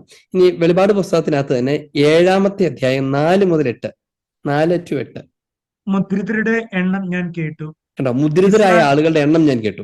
ഇസ്രായേൽ മക്കളുടെ എല്ലാ ഗോത്രങ്ങളിൽ നിന്ന് ആകെ 144,000. 144,000 എന്ന് പറഞ്ഞാൽ 1,44,000 എന്നാണല്ലോ അതിന്റെ അർത്ഥം. ഇത് ഇങ്ങനെയൊക്കെ പറയുന്ന, ഇത് പല സ്ഥലത്ത് നമ്മൾ ഈ നമ്പർ കാണും. ഈ നമ്പറിന്റെ അർത്ഥം നമ്മൾ ഈ പറഞ്ഞതാണ്, ശ്ലൈഹിക സഭാ സമൂഹത്തെയാണ് ഇതിന്റെ പൂർണ്ണമായ അർത്ഥത്തിൽ വെളിപാട് പുസ്തകത്തിൽ സംസാരിക്കുന്നത്. കാരണം ഇത് എഴുതുന്ന വിശുദ്ധ യോഹന്നാൻ തന്നെയും ഒരു സ്ലീഹയാണ്. അദ്ദേഹം ഈ സഭകളൊക്കെ വളർന്നു വരുന്നത് തന്റെ കണ്ണുകൾ കൊണ്ട് കണ്ട ഒരു വ്യക്തിയാണ്. AD 100 ഈ വെളിപാട് പുസ്തകം രേഖപ്പെടുത്തുന്ന അദ്ദേഹത്തിന്റെ വാർദ്ധക്യത്തിന്റെ സമയത്ത്. അതും ഒരു ഞായറാഴ്ച ആചരണത്തിന്റെ മധ്യേ ഇരുന്നാണ് വിശുദ്ധ യോഹന്നാൻ ഈ വെളിപാട് പുസ്തകം എഴുതുന്നത് അഥവാ ഈ ദർശനത്തെക്കുറിച്ച് വിവരിക്കുന്നത് നമുക്കറിയാം. അപ്പൊ അതുകൊണ്ട് സ്വാഭാവികമായി ഇതൊരു സഭാത്മക ദർശനമാണ് ഈ വിശുദ്ധ യോഹന്നാൻ നൽകുന്നത്. അതുകൊണ്ട് സഭാഗാത്രത്തെ ധൈര്യപ്പെടുത്തുകയാണ്, നിങ്ങൾ ഭയപ്പെടേണ്ട, മുദ്ര ചെയ്യപ്പെട്ടിരിക്കും നിങ്ങളെല്ലാവരും. ഈ മുദ്ര എന്ന് പറയുന്നത് യഥാർത്ഥത്തിൽ മാമോദീസ മുദ്രയെക്കുറിച്ചാണ് പറയുന്നത്. പരിശുദ്ധ മാമോദീസയാൽ മുദ്രിതരായിരിക്കും നിങ്ങൾ എല്ലാവരും രക്ഷ പ്രാപിക്കും എന്നാണ് ഈശോ എന്നാണ് ഈ വിശുദ്ധ യോഹന്നാൻ തന്റെ ദർശനത്തിലൂടെ നൽകുന്ന പ്രത്യാശ. എല്ലാവരും എന്ന് പറയുമ്പോൾ അതിനകത്ത് നരകമില്ല എന്നോ തിന്മ ചെയ്യുന്നവരൊക്കെ സ്വർഗത്തിൽ പോകുന്നൊന്നും അല്ല അതിന്റെ അർത്ഥം. പകരം ഈ സ്ട്രഗിൾ ചെയ്തുകൊണ്ടിരിക്കുന്ന സഭാസമൂഹത്തോട് പറയാണ്, നിങ്ങൾ ആരും നഷ്ടപ്പെടുകയില്ല, നിങ്ങളാരും നഷ്ടപ്പെടുകയില്ല എന്ന് അവരെ ബോധ്യപ്പെടുത്തുന്നതാണ് അത്. അതാണ് ഈ 1,44,000 അല്ലെങ്കിൽ 144,000 എന്ന് പറയുന്ന സംഖ്യയുടെയൊക്കെ അർത്ഥം. ഇനി അത് ഉത്ഭവിക്കുന്നത് ഈ 12 നിന്നാണ് എന്ന് നമ്മൾ പറഞ്ഞു. 12 × 12 × 1000 അതാണ് അവിടെ ഉദ്ദേശിക്കുന്നത്. ഇനി അത് പല സ്ഥലങ്ങളിൽ പലയിടങ്ങളിൽ പല വിധത്തിൽ അത്രയും ക്യൂബിറ്റ്സിനെ കുറിച്ച് വായിക്കും. 12,000 സ്ഥാദിയോൺ എന്ന് വായിക്കും. 1,44,000 സർവൻസിനെ കുറിച്ച്, സേവകരെ കുറിച്ച് വായിക്കും. ഇതെല്ലാം ഈ പരിശുദ്ധ സഭയുമായി, സഭാഗാത്രവുമായി, സഭയുടെ കൂട്ടായ്മയെ ബന്ധപ്പെട്ട പരാമർശങ്ങളാണ്. ഇനി മറുവശത്ത് ഈ പറഞ്ഞതൊക്കെയാണ് ഗുഡ് നമ്പേഴ്സ് എന്ന് വിളിക്കാമെന്നതെങ്കിൽ മറുവശത്തുള്ളത് ബാഡ് നമ്പേഴ്സ് അല്ലെങ്കിൽ അപൂർണതയുടെ നമ്പറുകൾ എന്നാണ്. നമ്മളിപ്പോൾ ഈ പറഞ്ഞതൊക്കെ പൂർണ്ണതയെ സൂചിപ്പിക്കുന്നതാണ്. 2, 3, 4, 7, 10, 12 അതിന്റെ ഗുണിതങ്ങൾ ഇവയൊക്കെ പൂർണ്ണതയെ സൂചിപ്പിക്കുന്ന സംഖ്യകളാണ്. പൂർണ്ണതയെ സൂചിപ്പിക്കുന്നു എന്ന് പറയുമ്പോൾ അത് ഒരു ഇത്ര എണ്ണം കൊണ്ട് അത് പൂർണ്ണമായി എന്ന് മാത്രമല്ല, പൂർണ്ണതയുള്ള ഒരു സമൂഹത്തെ സൂചിപ്പിക്കാനും ഇത് ഉപയോഗിക്കും. എന്ന് പറഞ്ഞാൽ പരിശുദ്ധ സഭ അത് മിശിഹായുടെ ഗാത്രമാകിയാൽ പരിശുദ്ധയും പരിപൂർണയുമാണ്. ഒരേ സമയം പൂർണ്ണതയുള്ളവളും പൂർണ്ണതയ്ക്ക് വേണ്ടി യാത്ര ചെയ്തുകൊണ്ടിരിക്കുന്നവളുമാണ്. അതേസമയം അവൾ പരിപൂർണയുമാണ്. അപ്പൊ അങ്ങനെയുള്ള വിശുദ്ധിയുടെ, നന്മയുടെ, മെഷിയാനിക സാന്നിധ്യത്തിന്റെ ഒക്കെ പൂർണ്ണതയെ സൂചിപ്പിക്കാൻ വേണ്ടി തന്നെ ഈ പറഞ്ഞ പോസിറ്റീവായിട്ടുള്ള നമ്പറുകൾ ഉപയോഗിക്കുന്നത് വെളിപാട് പുസ്തകത്തിന്റെ രചനാശൈലിയാണ്. ഈ മറുവശത്ത് നല്ലതല്ലാത്ത സംഖ്യകൾ എന്ന് പറയുന്ന സംഖ്യകളുണ്ട്. നല്ലതല്ലാത്ത സംഖ്യ എന്ന് പറഞ്ഞാൽ പല ആളുകളൊക്കെ വിചാരിക്കുന്ന പോലെ ചിലപ്പോഴൊക്കെ നമ്മളിങ്ങനെയാണല്ലേ, 13 എന്നുള്ള നമ്പർ വന്നു കഴിഞ്ഞാൽ പിന്നെ ആ നമ്പർ കൊള്ളില്ല, ആ കാര്യം കൊള്ളില്ല, ഒരാളെയും കൂടെ ചേർത്ത് അതിനെ 14 ആക്കണമെന്നോ അങ്ങനെയൊക്കെ പല വിധത്തിൽ ആളുകൾ ഈ എന്താ പറയാ സംഖ്യാശാസ്ത്രം എന്ന് പറയുന്ന ഭാവി പറയുന്ന പോലത്തെ മാന്ത്രിക നമ്പറുകൾ എന്നൊക്കെ ആളുകൾ നമ്മൾ പറഞ്ഞു കേട്ടിട്ടുണ്ടാവുമല്ലോ. ഈ ന്യൂമറിക്കൽ കാര്യങ്ങളെ ഉപയോഗിച്ചുകൊണ്ട് ചില എന്താ പറയാ നമ്മുടെ നാട്ടിലൊക്കെ ഈ കൈനോട്ടമൊക്കെ പോലത്തെ കാര്യങ്ങളല്ലേ, അതിന് സമാനമായ വിധത്തിൽ സംഖ്യകൾ ഉപയോഗിച്ചുകൊണ്ട് ചെയ്യുന്ന ആളുകളുണ്ട്. അതല്ല ഇവിടുത്തെ വിഷയം. ഇവിടെ ചില തിന്മകളെ കുറിച്ച് സംസാരിക്കാനൊക്കെ ഉപയോഗിക്കുന്നു എന്നുള്ളതാണ്. അല്ലാതെ ആ നമ്പറുകൾ ചീത്തയാണെന്നൊരർത്ഥം അതിനില്ലേയില്ല. ഈ കാര്യം ശരിക്കും മനസ്സിലാക്കണം. നമ്പറുകൾ ചീത്തയാണ് എന്നൊരർത്ഥം അതിനില്ലേയില്ല. ഇനി നമ്മൾ പറയാൻ പോകുന്ന നമ്പറുകൾ പല തരത്തിലുള്ള നമ്പറുകൾ നമ്മൾ കാണും. ഈ നമ്പറുകളൊക്കെ നമ്പറാണ് ചീത്ത എന്ന് വിചാരിക്കരുത്. ആ നമ്പർ സൂചിപ്പിക്കുന്നവയ്ക്കാണ് പ്രശ്നം. നമ്പറുകൾ ഒരിക്കലും ചീത്തയായിരുന്നു എന്ന് പറഞ്ഞാൽ നമുക്കിപ്പോൾ ഒരു വാഹനത്തിന് നമ്മളിപ്പോൾ മോശം നമ്പറുകൾ കാണാൻ പോകുന്നു. ആ നമ്പറാണ് നമുക്കൊരു വാഹനത്തിന് കിട്ടിയത്. അയ്യോ എന്റെ വാഹനം ചീത്തയായി പോയേ എന്ന് വിചാരിക്കേണ്ടതില്ല. ഇത് വിശുദ്ധ ഗ്രന്ഥത്തിൽ സൂചിപ്പിക്കുന്ന ചില തിന്മകളെ അടയാളപ്പെടുത്താൻ വേണ്ടി മാത്രം ഉപയോഗിക്കുന്ന നമ്പറുകളാണ്. അല്ലാണ്ട് ദൈവം തന്ന മാത്തമാറ്റിക്സിനകത്ത് ചീത്തകൾ നമ്പറുകളെന്നോ നല്ല നമ്പറുകളെന്നോ ഉള്ള വ്യത്യാസമൊന്നുമില്ല. പകരം ചില തിന്മകളായ കാര്യങ്ങളെ സൂചിപ്പിക്കാൻ വേണ്ടി ഇവ ഉപയോഗിക്കുന്നു എന്ന് മാത്രമേ ഉള്ളൂ. അത് വലിയ പരിധി വരെ ഒരു നിയർ മിഡിൽ ഈസ്റ്റ് പശ്ചാത്തലത്തിലൊക്കെ ഉപയോഗിക്കപ്പെടുന്നവയുമാണ്. ഇന്നത്തെ ആദ്യത്തേത് ഫ്രാക്ഷൻസ് ആണ്. ഫ്രാക്ഷൻസ് എന്ന് പറഞ്ഞാല് ഈ 1/2, 3/4, 4 എന്നൊക്കെ പറയുന്ന നമ്പറുകളിലെ ഇതിനകത്ത് നമ്മൾ പല സ്ഥലത്ത് ഇത്തരം നമ്പറുകൾ കാണും. 3-1 ചുരുട്ടിയെടുത്ത് എറിഞ്ഞു എന്നൊക്കെ നമ്മൾ കാണും. 3-1, അതുപോലെ 4-1, അതുപോലെ പകുതി ആളുകളും എന്ന തരത്തിലൊക്കെ നമ്മൾ സംസാരിക്കും. ഇവയെല്ലാം അപൂർണതയെ മാത്രം സൂചിപ്പിക്കുന്ന എന്ന് പറഞ്ഞാൽ മുഴുവൻ നശിച്ചിട്ടില്ല എന്നുള്ള അർത്ഥത്തിലോ അല്ലെങ്കിൽ ഒരു ഭാഗികമായി ഇങ്ങനെ സംഭവിച്ചു എന്നുള്ള അർത്ഥത്തിലോ ഒക്കെ പറയാൻ വേണ്ടി മാത്രമാണ് 3-1, 4-1, പകുതി ആളുകൾ എന്ന വാക്ക്, പകുതി എന്ന് പറയുന്ന ഹാഫ് എന്ന് പറയുന്ന പദങ്ങളൊക്കെ അല്ലെങ്കിൽ നമ്പറുകളൊക്കെ ഉപയോഗിക്കുന്നത്. അവ ലിറ്ററൽ നമ്പറുകളല്ല. ഇത്ര ആളുകളുടെ പകുതി ആളുകൾ എന്ന് പറഞ്ഞാൽ ഞാനിതൊക്കെ ഇങ്ങനെ ആവർത്തിച്ച് പറയാൻ കാരണം ചിലപ്പോഴൊക്കെ വളരെ ലിറ്ററലായിട്ട് ഈ കാര്യങ്ങളൊക്കെ കാണുകയും എന്നിട്ട് ഈ നമ്പറൊക്കെ എടുത്ത് ഹരിച്ചും ഗുണിച്ചും അതിനകത്തൊരു സംഖ്യ കണ്ടെത്തിയും അങ്ങനെ ഞാൻ എന്നെ ഡീകോഡ് ചെയ്തു എന്നൊക്കെ പറയുകയൊക്കെ ചെയ്യുന്നത് വിശുദ്ധ ഗ്രന്ഥം ഒരിക്കലും ഡീകോഡ് ചെയ്യാനുള്ള ഒരു സാധനമൊന്നുമല്ല. ഡീകോഡ് ചെയ്തു എന്നൊക്കെ പറഞ്ഞിട്ട് പല ആളുകൾ നമ്മൾ കാണും. അതൊക്കെ ഒരു എന്താ പറയാ ലിറ്ററലായിട്ടുള്ള വളരെ ഭൗമികമായിട്ടുള്ള വ്യാഖ്യാനത്തിന്റെ പ്രവൃത്തികളൊക്കെയാണ്. അതൊരു വ്യാഖ്യാനം എന്ന് വിളിക്കാനൊന്നും പറ്റില്ല. വിശുദ്ധഗ്രന്ഥം അങ്ങനെ ഡീകോഡ് ചെയ്തെടുക്കണമെന്നല്ല. അതൊക്കെ തീർത്തും എന്താ പറയാ, ഇപ്പം ഡാവിഞ്ചി കോഡ് എന്ന് പറയുന്ന പുസ്തകം, അത് വിശുദ്ധഗ്രന്ഥത്തിലോ അല്ലെങ്കിൽ ഡാവിഞ്ചി വരച്ച ചിത്രത്തെയോ ഡീകോഡ് ചെയ്യുന്നു എന്നൊക്കെ പറയും. എന്ന് വെച്ചാല് അതിനകത്ത് കുറെ രഹസ്യങ്ങൾ ഒളിച്ചു വെച്ചേക്കുന്നു, അതിനെ ഇങ്ങനെ അഴിച്ചു തുറന്ന് കാണിക്കും. അങ്ങനെയൊന്നുമില്ല. വിശുദ്ധ ഗ്രന്ഥം സംസാരിക്കാൻ ആഗ്രഹിക്കുന്നത് എന്താണ് എന്ന് നാം ഗ്രഹിക്കുക മാത്രമേ ചെയ്യുന്നുള്ളൂ. അതിന്റെ ആവശ്യമേ ഉള്ളൂ താനും. ഇനി അതുകൊണ്ട് തന്നെയാണ് ഈ പകുതിയെന്നോ കാലെന്നോ ഒക്കെ പറയുന്നതിനെ നമ്മൾ കാൽക്കുലേറ്ററൊക്കെ ഉപയോഗിച്ച് എണ്ണിക്കൂട്ടി അതിനെ ഇങ്ങനെ കണ്ടെത്തി അങ്ങനെയൊന്നും ചെയ്യാൻ മാത്രം അതിനുവേണ്ടിയല്ല അവ സംസാരിക്കുന്നത് എന്നാണ് അതിന്റെ സിമ്പിൾ അർത്ഥം. അവയുടെ ബേസിക് ആയിട്ടുള്ള അർത്ഥം പാർഷ്യൽ എന്ന അർത്ഥമുണ്ട്, ഇംപെർഫെക്റ്റ് എന്നുള്ള അർത്ഥമുണ്ട്, അൺഅക്കംപ്ലിഷ്ഡ് യാഥാർത്ഥ്യവൽക്കരിക്കപ്പെടാത്തത് എന്നുള്ള അർത്ഥങ്ങളൊക്കെ ഈ ഫ്രാക്ഷൻസിനുണ്ട്. എവിടെയെങ്കിലുമൊക്കെ നിങ്ങൾ ഫ്രാക്ഷൻസ് ഉപയോഗിക്കുന്നത് നിങ്ങൾ കാണാൻ സാധ്യതയുണ്ട്. ഉദാഹരണത്തിന് ഈ അതായത് 4-1, 3-1 പറയുന്നത്, ഉദാഹരണം നമുക്ക് ഒരു ഭാഗങ്ങൾ വായിച്ചു നോക്കാം. 6-8, 6-ാമത്തെ അധ്യായം 8-ാമത്തെ തിരുവചനം. ഞാൻ നോക്കി, ഇതാ വിളറിയ ഒരു കുതിര, അതിന്റെ പുറത്തിരിക്കുന്നവന് മരണം എന്ന പേര്. ഈ വിളർച്ച എന്ന് പറയുന്ന കാര്യത്തെ കുറിച്ച് നമ്മൾ പിന്നീട് പറയുമേ. വിളർച്ച ഒരു നിറമാണ്. ഈ വിളർച്ച എന്താണ് ഉദ്ദേശിക്കുന്നത് നോക്കുക. ആ കുതിരയുടെ പ്രത്യേകത എന്താണ്? വിളർച്ചയുള്ള ഒരു കുതിര, വിളറിയ ഒരു കുതിര. വെള്ളക്കുതിര എന്നല്ല പറയുന്നത്, വിളറിയ ഒരു കുതിര. എന്നിട്ടോ പാതാളം അവനെ പിന്തുടരുന്നു. പാതാളം മരണത്തെയൊക്കെ സൂചിപ്പിക്കുന്ന എന്താ പറയാ, ശിക്ഷാവിധിയുടെ സൂചനയാണ്. അതിനെ പിന്തുടരുന്നു.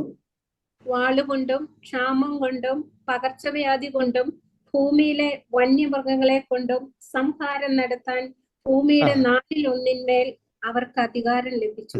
നോക്കുക, വാളുകൊണ്ടും ക്ഷാമം കൊണ്ടും പകർച്ചവ്യാധി കൊണ്ടും ഭൂമിയിലെ വന്യമൃഗങ്ങളെ കൊണ്ട് സംഹാരം നടത്താൻ എന്ന് വെച്ചാൽ ഇതൊക്കെ ഇവർ ചെയ്തിരുന്നതാണ്. അതായത് വാളുകൊണ്ട് ഇവരെ പീഡിപ്പിച്ചിരുന്നു, വ്യാധികൾക്ക് അവരെ ഇട്ടുകൊടുത്തിരുന്നു, വന്യമൃഗങ്ങളെ കൊണ്ട് അവരെ പിച്ച് ചീന്തിപ്പിച്ച് നമ്മൾ കഴിഞ്ഞ ക്ലാസ്സിൽ സംസാരിച്ചിരുന്നു.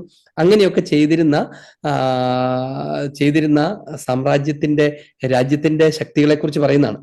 അവർക്ക് സംഹാരം നടത്താൻ ഭൂമിയുടെ 4-1 മേൽ അവർക്ക് അധികാരം ലഭിച്ചു എന്നാണ്. എന്ന് പറഞ്ഞാൽ അവരുടെ അധികാരമൊന്നും പൂർണ്ണമല്ല. പൂർണ്ണമായ അധികാരം ദൈവത്തിൻ്റെതാണ്. ഒരു ചെറിയ അധികാരം മാത്രം അവർക്കുണ്ടായി എന്ന് പറയാൻ വേണ്ടിയിട്ടാണ് അങ്ങനെ. ഇനിയും അതുപോലെ തന്നെ 8-ാമത്തെ അധ്യായം 7-ാം തിരുവചനം 8-7. ഒന്നാമൻ കാഹളം മുഴക്കി, അപ്പോൾ രക്തം കലർന്ന തീയും കന്മഴയും ഉണ്ടായി. അത് ഭൂമിയിൽ പതിച്ചു. ഭൂമിയുടെ 1/3 ഭാഗം വെന്തെരിഞ്ഞു. വൃക്ഷങ്ങളിൽ 1/3 കത്തിച്ചാമ്പലായി. പച്ചപ്പുല്ല് നമുക്ക് നോക്കുക. ഇതെന്താണ് ഉദ്ദേശിക്കുന്നത്? ഭൂമി മുഴുവനും നശിച്ചുപോയി എന്നല്ല, ഭീകര ദുരിതങ്ങളുടെ ഒരു കാലഘട്ടത്തെ കുറിച്ചാണ് പറയുന്നത്. ആ സമയത്ത് കാഹളം മുഴക്കി, അപ്പോൾ രക്തം കലർന്ന തീയും കന്മഴയും ഉണ്ടായി, ഭൂമിയിൽ പതിച്ചു, ഭൂമിയുടെ 1/3 ഭാഗം വെന്തിരിഞ്ഞു എന്ന് പറഞ്ഞാൽ പരിപൂർണമായ ഒരു നാശത്തെക്കുറിച്ചല്ല പറയുന്നത്. തിന്മ ചെയ്തവർക്കുള്ള ശിക്ഷയെക്കുറിച്ചോ അല്ലെങ്കിൽ ദൈവം നടത്തുന്ന ശിക്ഷാവിധിയെക്കുറിച്ചോ ഒക്കെ അങ്ങനെ പല വിധത്തിൽ സൂചിപ്പിക്കാൻ വേണ്ടി, എന്ന് വെച്ചാൽ സമൂലമായ നാശം സംഭവിക്കുന്നില്ല എന്നും കൂടെ സൂചിപ്പിക്കാൻ വേണ്ടിയാണ് 1/3 ഭാഗം എന്ന് വെച്ചാൽ ചെറിയൊരു ഭാഗം എന്നാണ് അതിന്റെ അർത്ഥം. ചെറിയൊരു ഭാഗത്തിന്റെ മേൽ വന്നു വീഴുന്ന തകർച്ചകൾ, ചെറിയൊരു ഭാഗം ഏറ്റെടുക്കേണ്ടി വരുന്ന സഹനങ്ങൾ, ചെറിയൊരു ഭാഗത്തിന്റെ മേലുണ്ടാകുന്ന ശിക്ഷാവിധി, ഇങ്ങനെ തുടങ്ങുന്ന വിവിധ കാര്യങ്ങളെ സൂചിപ്പിക്കാൻ വേണ്ടി ഈ പറഞ്ഞതുപോലത്തെ എന്താ പറയാ ഒരു ഭാഗിക കാര്യങ്ങളെ കുറിച്ച് പറയാൻ വേണ്ടി ഇത് ഉപയോഗിക്കും. ഇനി മറ്റൊന്ന് 3.5 എന്ന് പറയുന്ന നമ്പറാണ്. ഇത് ഒത്തിരി അധികമായി ഉപയോഗിക്കപ്പെടുന്ന നമ്പറാണ് 3.5. 3.5 എന്നത് പല സ്ഥലങ്ങളിലും നമ്മൾ കാണും, ധാരാളം സ്ഥലങ്ങളിൽ നമ്മൾ കാണും. ഉദാഹരണത്തിന് നമുക്ക് 1 രാജാക്കന്മാർ 18:1 ഒന്ന് വായിച്ചു നോക്കാം. ഏറെ നാൾ കഴിഞ്ഞ് 3-ാം വർഷം കർത്താവ് ഏലിയായോട് കൽപ്പിച്ചു, നീ ആഹാബിന്റെ മുൻപിൽ ചെല്ലുക, ഞാൻ ഭൂമിയിൽ മഴ പെയ്യിക്കും. ഇനി 3.5 എന്ന് പറയുന്നത് എങ്ങനെയാണ് 3.5 വന്നത് എന്നതിനെ കുറിച്ച് പറയാം. 3.5 എന്ന് പറയുന്ന സത്യത്തിൽ 7ന്റെ പകുതിയാണ്. 7 പൂർണ്ണതയാണ് എങ്കിൽ 3.5 എന്ന് പറഞ്ഞാൽ നിത്യകാലത്തേക്കൊന്നുമില്ല, ഭാഗികമായിട്ട് മാത്രമേ ഉള്ളൂ, പകുതി എന്നാണ് അതിന്റെ അർത്ഥം. അതുകൊണ്ടാണ് പൂർണ്ണസംഖ്യ 7ന്റെ പകുതിയാണ് 3.5. 3.5 ദിവസം, 3.5 വർഷം എന്ന് ഒക്കെ പറയും. യഥാർത്ഥത്തിൽ ഈ വെളിപാട് പുസ്തകത്തിനകത്ത് ഈ 3.5 ഉപയോഗിക്കുന്നത് എന്തിനാണെന്ന് ചോദിച്ചു കഴിഞ്ഞാൽ അത് ഹ്രസ്വമായ ഒരു കാലയളവായിരിക്കും പീഡനങ്ങൾ എന്ന് പറയാൻ വേണ്ടിയിട്ടാണ്. പീഡനങ്ങളുടെ കാലഘട്ടത്തെ കുറിച്ചൊക്കെ പറയുമ്പം 3.5 എന്ന നമ്പർ ഉപയോഗിക്കുന്ന നമ്മൾ കാണും. പക്ഷേ ഈ 3.5 ഒരു അപൂർണതയുടെ നമ്പറാണ് അല്ലെങ്കിൽ മോശം നമ്പറാണ് എന്ന് പറയുമ്പോൾ ഉണ്ടാകുന്ന മനസ്സിലാക്കേണ്ട കാര്യം, എല്ലായ്പ്പോഴും അതിനെ നമ്മൾ അപൂർണത, good numbers and bad numbers എന്ന് പറയുമ്പോൾ ഉണ്ടാകുന്ന പ്രശ്നമാണിത്. ബാഡ് നമ്പർ എന്നുള്ള അർത്ഥത്തിൽ എന്നതിനേക്കാൾ അപൂർണത എന്നുള്ള അർത്ഥമാണ് അതിന് കൂടുതൽ ശരിയെന്ന് ഞാൻ മുമ്പ് പറഞ്ഞതിന്റെ അർത്ഥം, അതിന്റെ പശ്ചാത്തലം ഇതാണ്. 3.5 വർഷക്കാലത്തേക്കുള്ള പീഡനങ്ങൾ എന്നോ 3.5 ദിവസത്തെ പീഡനങ്ങൾ എന്നൊക്കെ പറയുമ്പം അത് ഹ്രസ്വമായ കാലഘട്ടത്തിലേക്ക് ആ പീഡനമുള്ളൂ. അതേസമയം അത് പീഡനം തന്നെയാണ് താനും, അത് വളരെ ക്ലേശകരമായ സമയമാണ്, സഹനമുള്ള സമയമാണ്. പക്ഷെ അത് ഹ്രസ്വമാണ്, ചെറുതാണ്. ഇതിന്റെ ഹ്രസ്വതയെക്കുറിച്ച് സൂചിപ്പിക്കാൻ വേണ്ടിയിട്ടോ അല്ലെങ്കിൽ അതിനെക്കുറിച്ച് പറയാൻ വേണ്ടിയിട്ടോ ആണ് ഈ അപൂർണത ഉപയോഗിക്കുന്നത്. അപ്പം 3.5 എന്ന് പറഞ്ഞാൽ അത് പാപകരമായ ഒരു കാര്യമെന്ന് അർത്ഥമില്ല, പകരം പൂർണ്ണമല്ലാത്തത് എന്നതാണ് അതിന്റെ ലളിതമായ അർത്ഥം. ഇനി അതുപോലെ അടുത്ത ഒരു നമ്പർ, ഇത് ഒത്തിരി സ്ഥലങ്ങളിലുണ്ട്, ഞാൻ എല്ലാ ഭാഗങ്ങളും വായിച്ചു പോകുന്നില്ല. മറ്റൊരു നമ്പർ 6 എന്ന് പറയുന്നതാണ്. നമ്മൾ 7മായി ബന്ധപ്പെടുത്തിയാണ് ഈ 2 അപൂർണ നമ്പറുകളെ കുറിച്ചും പറയുന്നത്. ഒന്ന് അതിന്റെ പകുതി, 7ന്റെ പകുതി, രണ്ടാമത്തേത് 7ന് തൊട്ടു മുൻപ്. അപ്പം 6 വരെ അപൂർണം, എന്നിട്ട് 7ാമതോടുകൂടെ പൂർണ്ണം. 7 പൂർണ്ണമാണെങ്കിൽ 6 അപൂർണമാണെന്ന് നമുക്ക് ഊഹിക്കാവുന്നതല്ലേ ഉള്ളൂ. 7 പൂർണ്ണതയാണെങ്കിൽ 6 ആവുമ്പോൾ പൂർണ്ണമായിട്ടില്ല, അത് അപൂർണതയെ സൂചിപ്പിക്കുന്നതാണ്. അതുകൊണ്ട് തന്നെ പല സ്ഥലങ്ങളിലും 6 എന്ന സംഖ്യ അത് അപൂർണതയെ സൂചിപ്പിക്കുന്നതാണ്. എന്ന് പറഞ്ഞാൽ ദൈവം 6 ദിവസം സൃഷ്ടികർമ്മത്തിൽ ഏർപ്പെട്ടു, 7ാം ദിവസം അവിടുന്ന് വിശ്രമിച്ചു.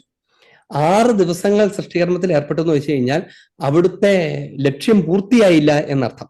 നിത്യവിശ്രമത്തോടു കൂടിയാണ് അവിടുത്തെ സൃഷ്ടികർമ്മത്തിന്റെ ലക്ഷ്യം പൂർണ്ണമാകുന്നത്. നമ്മൾ കഴിഞ്ഞ പണ്ടത്തെ ക്ലാസ്സുകളിലൊക്കെ പറഞ്ഞിട്ടുണ്ട്, ഈ 6 ദിവസങ്ങൾ എന്ന് പറയുന്നത് പ്രപഞ്ചത്തിന്റെ എക്സിസ്റ്റൻസിന്റെ കാലഘട്ടമാണ്. എന്ന് വെച്ചാൽ ഈ പ്രപഞ്ചം നിലനിൽക്കുന്ന കാലം മുഴുവനുമാണ് ഏതാണ്ട് 6 ദിവസങ്ങൾ എന്നതുകൊണ്ട് സൂചിപ്പിക്കുന്നത്. എന്ന് വെച്ചാൽ ദൈവത്തിന്റെ സൃഷ്ടി തുടർന്ന് നടന്നുകൊണ്ടിരിക്കുന്ന കാലഘട്ടം മുഴുവനെയുമാണ് ഈ 6 എന്നുകൊണ്ട് സൂചിപ്പിക്കുന്നത്. ഇങ്ങനെ ഈ 6 വർഷങ്ങൾ അല്ലെങ്കിൽ 6 ദിവസങ്ങൾ കൊണ്ട് ദൈവം അത് പൂർത്തീകരിച്ചു. പക്ഷെ 7ാം ദിവസമാണ് അവൻ വിശ്രമിക്കുന്നതെന്ന് പറഞ്ഞാൽ ആ 7ാം ദിവസത്തെ വിശ്രമത്തിലാണ് ഈ സൃഷ്ടി വസ്തുക്കളൊക്കെ അർത്ഥപൂർണമാകുന്നത് എന്നതിനർത്ഥമുണ്ട്. 6 ദിവസം കൊണ്ട് സൃഷ്ടിക്കപ്പെട്ടു, സൃഷ്ടികർമ്മം പൂർത്തിയായെങ്കിലും ഈ സൃഷ്ടികർമ്മത്തിന് അർത്ഥപൂർണത കൈവരിക്കുന്നത് 7ാം ദിവസത്തിലാണ്. 7ാം ദിവസം യുഗാന്ത്യത്തെ സൂചിപ്പിക്കുന്നതാണ്, നിത്യജീവനെ സൂചിപ്പിക്കുന്നതാണ്, സ്വർഗീയ പ്രവേശനത്തെ, സ്വർഗീയ എക്സിസ്റ്റൻസിനെ സൂചിപ്പിക്കുന്നതാണ്. എന്ന് വെച്ചാൽ സ്വർഗം ലക്ഷ്യമാകാതെ അഥവാ നിത്യവിശ്രാന്തി കൂടാതെ അതുവരെയുള്ള സൃഷ്ടികൾക്കൊന്നും അർത്ഥമുണ്ടാകുന്നില്ല എന്നാണ് അതിന്റെ ഒരർത്ഥം. അതുകൊണ്ട് ഈ 6 എന്ന് പറയുന്നത് 7നേക്കാൾ 1 കുറയുന്നതാണ്. അതുകൊണ്ട് 6 എപ്പോഴും ഒരു തിന്മയുടേതുപോലത്തെ നമ്പറായിട്ട് വെളിപാട് പുസ്തകത്തിനകത്ത് കാണും. ഇനി വളരെ രസകരമായ വേറൊരു കാര്യത്തിലേക്ക് നമുക്ക് പോകാം.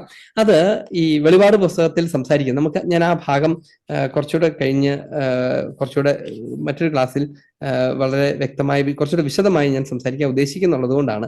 13ാമത്തെ അധ്യായത്തില്, വെളിപാട് പുസ്തകത്തിലെ 13ാമത്തെ അധ്യായത്തിനകത്ത് നമ്മളിങ്ങനെ വായിക്കും, 13:18. ബുദ്ധിയുള്ളവൻ മൃഗത്തിന്റെ സംഖ്യ കണക്കുകൂട്ടട്ടെ, അത് മനുഷ്യന്റെ സംഖ്യയാണ്, ആ സംഖ്യ 666.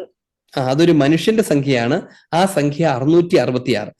ഏറ്റവും കൂടുതൽ ഈ ആളുകളെ ഭയപ്പെടുത്താനും തെറ്റിദ്ധരിപ്പിക്കാനും ഉപയോഗിച്ചിട്ടുള്ള ഒരു പിശാചിന്റെ നമ്പർ എന്ന് പറഞ്ഞ് അവതരിപ്പിക്കാറുള്ള ഒരു നമ്പറാണ് ഈ 666. അതിനെക്കുറിച്ച് പിന്നീട് ഒരു സമയത്ത് കുറച്ചുകൂടെ വ്യക്തമായിട്ട് വിശദമായി സംസാരിക്കാം. നമ്മളിപ്പോൾ സംസാരിക്കുന്ന നമ്പറിനെ കുറിച്ച് മാത്രമാണല്ലോ, പ്രതീകങ്ങളെ കുറിച്ച് മാത്രമാണ് പറയേണ്ടത്. അതുകൊണ്ടാണ് 666 എന്ന് പറയുന്നതിന്റെ പശ്ചാത്തലം എന്താണ്? 6 എന്നത് അപൂർണ സംഖ്യയാണ്. എന്നാൽ തൊട്ട് മുമ്പ് ഒരു സ്ഥലത്ത് നമ്മൾ 3 എന്നത് പൂർണ്ണസംഖ്യയാണ് എന്ന് നമ്മൾ പഠിച്ചു. 3 എന്നത് പൂർണ്ണസംഖ്യയാണ്, 6 എന്നത് അപൂർണ സംഖ്യയാണ്. നമ്മളൊന്ന് ആലോചിച്ച് നോക്കിക്കേ, 6 എന്ന അപൂർണത 3 തവണ ആവർത്തിക്കുമ്പോൾ അപൂർണതയുടെ പൂർണ്ണത എന്നാണ് അർത്ഥം. എന്ന് വെച്ചാൽ പൂർണ്ണമായ അപൂർണത എന്ന് വെച്ചാൽ അതിന്റെ അർത്ഥം എന്താണ്? തിന്മയുടെ അങ്ങേ അറ്റം എന്നോ ഏറ്റവും മോശമായതെന്നോ ഏറ്റവും ദുഷ്ടമായതെന്നോ ഒക്കെയാണ് അതിന്റെ അർത്ഥം. യഥാർത്ഥത്തിൽ അത് ഈ മതമർദ്ദനം നടത്തിയിരുന്ന ചക്രവർത്തിമാരെ, പ്രത്യേകിച്ച് നീറോ ചക്രവർത്തിയെ നേരിട്ട് സൂചിപ്പിക്കാൻ വേണ്ടി പ്രതീകാത്മക അതിന്റെ പശ്ചാത്തലങ്ങളാണ് ഇതിനകത്ത് നമ്മൾ പല സ്ഥലത്തും കാണുന്നത്. അവർക്ക് നെറ്റിയിൽ നമ്പർ എഴുതാൻ കൽപ്പിച്ചു എന്നും എന്ന് പറഞ്ഞാൽ എന്ന് തുടങ്ങുന്ന കാര്യങ്ങളൊക്കെ നമുക്ക് ആ ഭാഗങ്ങൾ പിന്നീട് വിശദീകരിക്കുമ്പം ഈ ഭാഗം എടുത്തിട്ട് നമുക്ക് എക്സ്പ്ലെയിൻ ചെയ്യാം. അത് നീറോ ചക്രവർത്തിയെ ഉദ്ദേശിക്കുന്നതാണ്. നീറോ ചക്രവർത്തിയെ ഉദ്ദേശിക്കുന്നത്, അല്ലാണ്ട് നമ്മൾ കരുതുന്ന പോലെ എവിടെയെങ്കിലുമൊക്കെ പണ്ട് കാലത്തൊക്കെ, ഞാനൊക്കെ പള്ളിക്കൂടത്തിൽ പഠിക്കുന്ന കാലത്തൊക്കെ ഭയങ്കര ഈ കുട്ടികളുടെ ഇടയ്ക്കൊക്കെയുള്ള വലിയ വാർത്തകളൊക്കെ ആയിരുന്നു. എവിടെ ഒരു സ്ഥലത്ത് ഒരു കൊച്ചു ജനിച്ചു, ആ കൊച്ചിന്റെ നെറ്റിയിൽ ഞരമ്പ് ഇങ്ങനെ തടിച്ച് 666 ആയിട്ട് തെളിഞ്ഞു കിടന്നു, ലോകാവസാനമായി, അവനാണ് വരാനിരിക്കുന്ന അന്തിക്രിസ്തു എന്നൊക്കെ പറഞ്ഞ് പിള്ളേരൊക്കെ ഇങ്ങനെ പറഞ്ഞു നടന്നിരുന്നതൊക്കെ ഞാൻ ചെറുപ്പത്തിൽ കേട്ടിട്ടുണ്ട്. അതുപോലെ അനേക സ്ഥലങ്ങളിൽ 666 എന്നത് സാത്താനാണ്, ലോകാവസാനമാണ്, വരാനിരിക്കുന്ന അന്തിക്രിസ്തുവാണ്. അതുകൊണ്ടാണ് അവന്റെ നമ്പർ, ചില ചിപ്പുകളൊക്കെ വന്നിട്ടുണ്ട്, ചിപ്പുകളൊക്കെ എന്ന് പറയുന്നത്, അല്ലെങ്കിൽ നമ്പർ എഴുതാൻ പറയുന്നു, ആ നമ്പറൊക്കെ സാത്താന്റെ സൂത്രങ്ങളാണ് എന്നൊക്കെ പറഞ്ഞ് ഇങ്ങനെ പ്രചരിപ്പിക്കുന്ന ആളുകൾ നമ്മൾ കാണും. ഒരു സംഖ്യക്കകത്ത് സാത്താൻ ഇരിക്കുന്നൊന്നുമില്ല.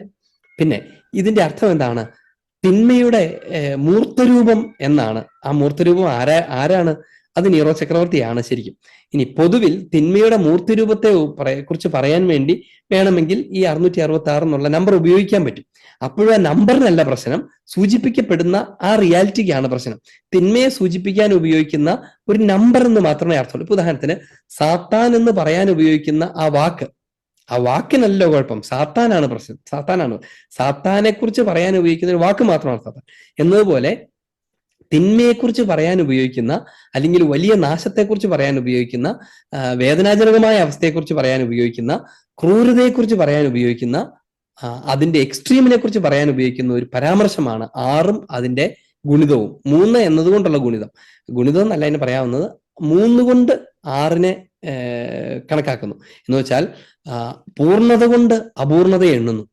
പൂർണ്ണമായ അപൂർണത, അല്ലെങ്കിൽ അപൂർണതയുടെ തന്നെ പൂർണ്ണത, അങ്ങനെ ഒരു സാധനം ഇല്ല. അപൂർണത എന്ന് പറഞ്ഞാൽ, എന്ന് വെച്ചാൽ അപൂർണതയ്ക്ക് ഏതറ്റം വരെ പോകാമോ അത്രയും ഭീകരമായ മോശമായ അപൂർണത എന്നാണ് അതിന്റെ അർത്ഥം. ഇവിടെ ഇത് അവരനുഭവിച്ചിട്ടുള്ള പീഡനങ്ങളിൽ ഏറ്റവും കൊടിയ പീഡനം നടത്തിയ ചക്രവർത്തിയെ ഒരു മൃഗവും ആ മൃഗത്തിന്റെ സംഖ്യ എന്നൊക്കെ പറഞ്ഞിട്ട് അവതരിപ്പിക്കുന്നത് ഈ അർത്ഥത്തിലാണ് എന്ന കാര്യം നമ്മൾ നോക്കാം. അപ്പൊ അതുകൊണ്ട് 6 എന്ന് പറയുന്നത് 7 പൂർണ്ണതയാണെങ്കിൽ, അതിൽ നിന്ന് കുറയുന്നത് അപൂർണതയാണെങ്കിൽ അതിനെ പൂർണ്ണത കൊണ്ട് മൾട്ടിപ്ലൈ ചെയ്യുന്നു. അല്ലെങ്കിൽ 3 പ്രാവശ്യം 6 എന്ന് പറഞ്ഞാൽ അപൂർണതയുടെ എക്സ്ട്രീം എന്നാണ് നമ്മൾ വായിക്കുന്നത്.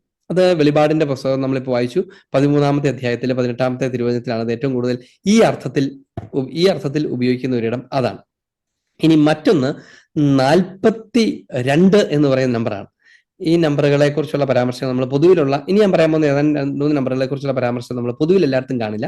അതുകൊണ്ടാണ് ഞാനൊന്ന് പറയാമെന്ന് വിചാരിച്ചു. ഒന്ന് 42 എന്ന് പറയുന്നതാണ്. 42 മാസങ്ങൾ എന്നൊക്കെ പറയും. 11:2 വെളിപാട് പുസ്തകം 11:2. ദേവാലയത്തിന്റെ മുറ്റം അളക്കേണ്ട, കാരണം അത് ജനതകൾക്ക് നൽകപ്പെട്ടതാണ്. 42 മാസം അവർ വിശുദ്ധ നഗരത്തെ ചവിട്ടി മെതിക്കും. ഉണ്ടോ? 42 മാസം അവർ വിശുദ്ധ നഗരത്തെ ചവിട്ടി മെതിക്കും. 42 എന്ന് പറയുന്നത് short yet intense period of persecution എന്നാണ്. Short but intense period of persecution. 42 എന്ന നമ്പർ എവിടേക്കെങ്കിലും ഉപയോഗിക്കപ്പെടുന്നുണ്ടെങ്കിൽ അവിടെ ഹ്രസ്വവും തീവ്രവും എന്നാണ് അതിന്റെ അർത്ഥം. ഹ്രസ്വമാണ്, ചെറുതാണ്, ചെറിയ കാലമാണ്, എന്നാൽ തീവ്രകാലമാണ് എന്നാണ് അതിന്. ഇനി അത് മറ്റൊരു സ്ഥലത്ത് നമുക്ക് വായിക്കാം. ഇതേ നമ്പർ ഉപയോഗിച്ചുകൊണ്ട് മാസങ്ങളെ കുറിച്ച് പറയും. 13:5. ദൈവദൂഷണവും വൻപും പറയുന്ന ഒരു വായ അതിന് നൽകപ്പെട്ടു. ദൈവദൂഷണവും വൻപും പറയുന്ന നാവ് നൽകപ്പെട്ടു. ഇനി എത്ര കാലത്തേക്കാണ്? 42 മാസം പ്രവർത്തനം നടത്താൻ അതിന് അധികാരവും നൽകപ്പെട്ടു. 42 മാസം ഭരണം നടത്താൻ അതിന് അധികാരം നൽകപ്പെട്ടു. എന്ന് വെച്ച് കഴിഞ്ഞാൽ താൽക്കാലികമായ ഒരു കാലഘട്ടത്തിൽ, എന്നാൽ ഭയങ്കര തീവ്രമായ ഒരു കാലഘട്ടത്തിൽ പീഡനം നടത്താനായിട്ട് ഒരു കാലഘട്ടത്തിന് അനുവാദം കൊടുത്തു എന്നുള്ള മട്ടിലാണ് ഇത് പരാമർശിക്കപ്പെടുന്നത്. എന്ന് വെച്ചാൽ അവർ കടന്നു പോകുന്ന, ഇതിന്റെയൊക്കെ ഉള്ളർത്ഥം എന്താണെന്ന് നമുക്കറിയാലോ.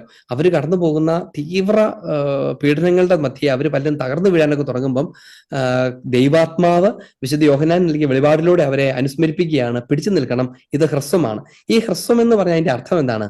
കുറച്ച് ദിവസങ്ങളിലേക്ക് ഉള്ളൂ എന്നുമല്ല അതിന്റെ അർത്ഥം. അത് അക്ഷരാർത്ഥത്തിൽ ശരിയാണ്.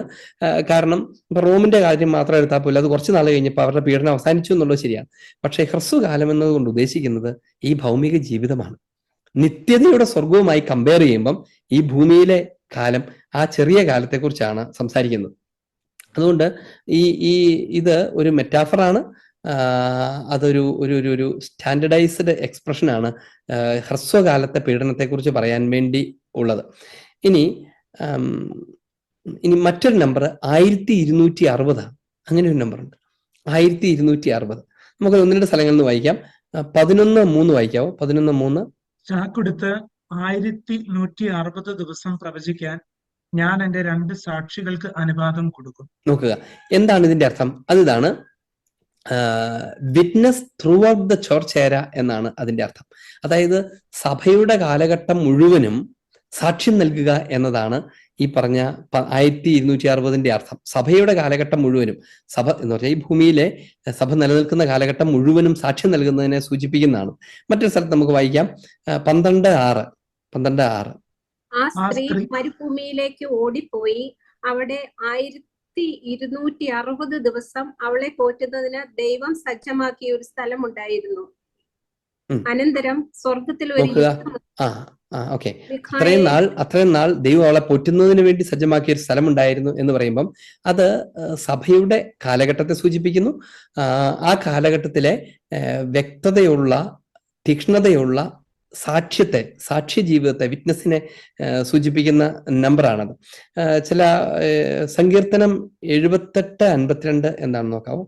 എന്നാൽ തന്റെ ജനത്തെ ചെമ്മരിയാടുകളെ പോലെ അവിടുന്ന് പുറത്തു കൊണ്ടുവന്നു, ആട്ടിൻപറ്റത്തെ എന്ന പോലെ മരുഭൂമിയിലൂടെ നയിച്ചു.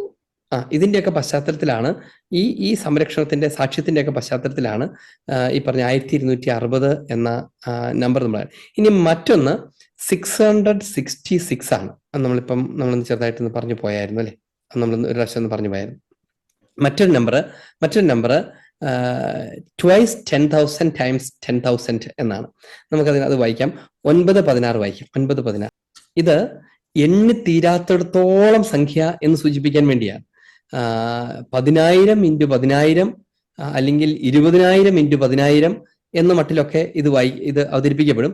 അതിന്റെയൊക്കെ സിമ്പിൾ ആയിട്ടുള്ള അർത്ഥത്തിലേ ഉള്ളൂ. എണ്ണിത്തിട്ടപ്പെടുത്താൻ മേലാത്തടത്തോളം വലിയ നമ്പർ, ഇന്യൂമറബിൾ നമ്പർ എന്നാണ്. ചിലപ്പോൾ അത് മാലാഖമാരെ കുറിച്ച് പറയും, ദൂതന്മാരെ കുറിച്ച് പറയും, സഭാസമൂഹത്തെ കുറിച്ച് പറയും. അപ്പോഴൊക്കെ സഭയുടെയൊക്കെ മഹത്വത്തെക്കുറിച്ച്, ദൈവത്തിന്റെ മഹത്വത്തെക്കുറിച്ച്, ആ ലോകത്തിന്റെ ജനതകളുടെ സംഖ്യയുടെ മഹത്വത്തെക്കുറിച്ച്, വലിപ്പത്തെക്കുറിച്ച് ഒക്കെ പറയാൻ വേണ്ടി. വായിക്കാമോ? കുതിരപ്പടയുടെ എണ്ണം കേട്ടു, 10,000ങ്ങളുടെ 20,000 മടങ്ങ്. 10,000ങ്ങളുടെ 20,000 മടങ്ങ് എന്നാണ്. 10,000ങ്ങളുടെ 20,000 മടങ്ങ്. അത് എന്ന് പറഞ്ഞാൽ അത് ഇനി നമുക്ക് ഒരു സ്ഥലത്ത് നോക്കാം. ഡാനിയലിന്റെ പുസ്തകം, ദാനിയേൽ, അത് ഇത് പറഞ്ഞ പോലെ അപ്പോകാലിപ്റ്റിക് ലാംഗ്വേജ് ആണ്. ദാനിയേൽ 7:10. അവന്റെ മുൻപിൽ നിന്ന് അഗ്നിപ്രവാഹം പുറപ്പെട്ടു, 1000 പേർ അവനെ സേവിച്ചു, 10,000 പേർ അവന്റെ മുൻപിൽ നിന്നു. ന്യായാധിപ സഭ ന്യായവിധിക്ക് ഉപവിഷ്ടമായി, ഗ്രന്ഥങ്ങൾ തുറക്കപ്പെട്ടു. ഇനി വീണ്ടും വെളിപാട് പുസ്തകം 5:11. പിന്നെ ഞാൻ സിംഹാസനത്തിന്റെയും ജീവികളുടെയും ശ്രേഷ്ഠന്മാരുടെയും ചുറ്റും അനേകം ദൂതന്മാരെ കണ്ടു. നമ്മൾ ഇതെന്താന്ന് പിന്നീട് പറയുമേ. അതായത് ഈ ജീവികൾ എന്നൊക്കെ പറയുമ്പോൾ എന്തുതരം ജീവികളാണ് എന്ന് വിചാരിക്കേണ്ട. സുവിശേഷത്തെ പ്രതിനിധീകരിക്കുന്ന സിംബോളിക് ആളുകളാണ് ജീവികൾ. അതായത് 4 സുവിശേഷങ്ങളെ കുറിച്ചാണ് പറയുന്നത്. ജീവികളുടെയും ശ്രേഷ്ഠന്മാരുടെയും. ശ്രേഷ്ഠന്മാരെന്ന് പറഞ്ഞാൽ ആരും നമുക്കറിയാം, അപ്പസ്തോലന്മാരാണ്. അവരുടെയും ചുറ്റും നിൽക്കുന്ന അനേകം ദൂതന്മാരെ കണ്ടു. അത് വിഷനാണ്. എന്ന് വെച്ചാൽ ഭാവിയിലെ സഭയെക്കുറിച്ച്, സ്വർഗരാജ്യത്തിൽ വിരുന്നിനിരിക്കുന്ന സഭയെക്കുറിച്ചാണ് ഈ ദർശനം. ഇനി അവരുടെ എണ്ണം എത്രയാണ്? അവരുടെ എണ്ണം 10,000ങ്ങളുടെ 10,000ങ്ങളും 1000ങ്ങളുടെ 1000ങ്ങളുമായിരുന്നു. ഉണ്ടോ? 10,000ങ്ങളുടെ 10,000ങ്ങളും 1000ങ്ങളുടെ 1000ങ്ങളുമായിരുന്നു അവരുടെ എണ്ണം എന്ന് നമ്മൾ വായിക്കും. ഇനി മറ്റൊരു നമ്പർ നമ്മൾ നേരത്തെ പറഞ്ഞായിരുന്നു, 144 എന്ന് പറയുന്ന സംഖ്യയാണ്. 144. അത് നമുക്ക് 21:17 വായിക്കാം. 21-ാമത്തെ അധ്യായം 17. അവൻ അതിന്റെ മതിലും അളന്നു, മനുഷ്യന്റെ തോതനുസരിച്ച് 144 മുഴം. അത് തന്നെയാണ് ദൂതന്റെ തോതും. എന്താണ് അതിന്റെ അർത്ഥം? അത്രമാത്രം വലുത് എന്നാണ് അതിന്റെ അർത്ഥം. ഈ 144 ഉണ്ടാകുന്നത് 12ന്റെ ഗുണിതം എന്ന കാര്യത്തെക്കുറിച്ച് നമ്മൾ പറഞ്ഞായിരുന്നല്ലോ. അതായത് പൂർണ്ണതയുടെ പൂർണ്ണത കൊണ്ട് നിറഞ്ഞിരിക്കുന്ന ആ സ്ഥലം. സ്വർഗത്തെക്കുറിച്ചുള്ള വർണ്ണനകൾക്കകത്താണ് അങ്ങനത്തെ പൂർണ്ണതയുടെ അളവുകളൊക്കെ പറയുന്നത്. അതിന്റെ ഇത്ര മുഴം, ഇത്ര സ്ഥാദിയോൺ എന്നൊക്കെ പറയുന്നത് ആ പശ്ചാത്തലം. നമുക്ക് പിന്നീട് ഇന്നത്തെ സമയം നമുക്ക് ഏതാണ്ട് തരുന്നു. അടുത്ത ദിവസം നമ്മൾ ഇത്തരം അളവുകളെ കുറിച്ച് സംസാരിക്കും. ഈ നമ്പറിന്റെ കൂട്ടത്തിൽ പറഞ്ഞു പോകേണ്ടതായിരുന്നു അളവുകളെ കുറിച്ച് സംസാരിക്കും. അതുപോലെ നിറങ്ങളെ കുറിച്ച് സംസാരിക്കും. ഈ മൃഗങ്ങൾ, വ്യക്തികൾ, വസ്തുക്കൾ തുടങ്ങിയ സാധനങ്ങളെ കുറിച്ച് പരാമർശിക്കും. അതൊക്കെ നമുക്ക് അത് മുഴുവൻ ഒന്ന് കവർ ചെയ്ത് കഴിയുമ്പം നമുക്ക് ഏതാണ്ടൊരു വെളിപാടിന്റെ ഭാഷാ ശൈലിയെക്കുറിച്ചൊരു അടിസ്ഥാന ധാരണയുണ്ടാവും. നമ്മളിപ്പം ഈ അവർ സമയം കഴിഞ്ഞതുകൊണ്ട് ഇടയ്ക്ക് വെച്ച് നിർത്തുവാണ്. ഇടയ്ക്ക് വെച്ച് നിർത്തുന്നു പറഞ്ഞു കഴിഞ്ഞാൽ ഈ പ്രതീകങ്ങളെക്കുറിച്ചുള്ള പരാമർശം അതിന് നമ്പറെ കുറിച്ച് മാത്രം പറയാം. കാരണം ഏറ്റവും പ്രധാനപ്പെട്ടത് നമ്പറുകളാണ്, സംഖ്യകൾ. ഈ സംഖ്യകളാണ് നമുക്ക് ഏറ്റവും കൂടുതൽ കൺഫ്യൂഷൻ ഉണ്ടാക്കുകയൊക്കെ ചെയ്യുന്നത്. അപ്പൊ അതുകൊണ്ട് ആദ്യത്തെ പ്രതീകങ്ങൾ സംഖ്യകളായതുകൊണ്ട് സംഖ്യകളെക്കുറിച്ചൊന്ന് പെട്ടെന്നൊന്ന് പറഞ്ഞ് അവസാനിപ്പിച്ച് നമ്മൾ ചോദ്യോത്തരങ്ങളിലേക്ക് പോവാം. കുറച്ച് ചോദ്യങ്ങളിലൂടെ കടന്നു പോകാം.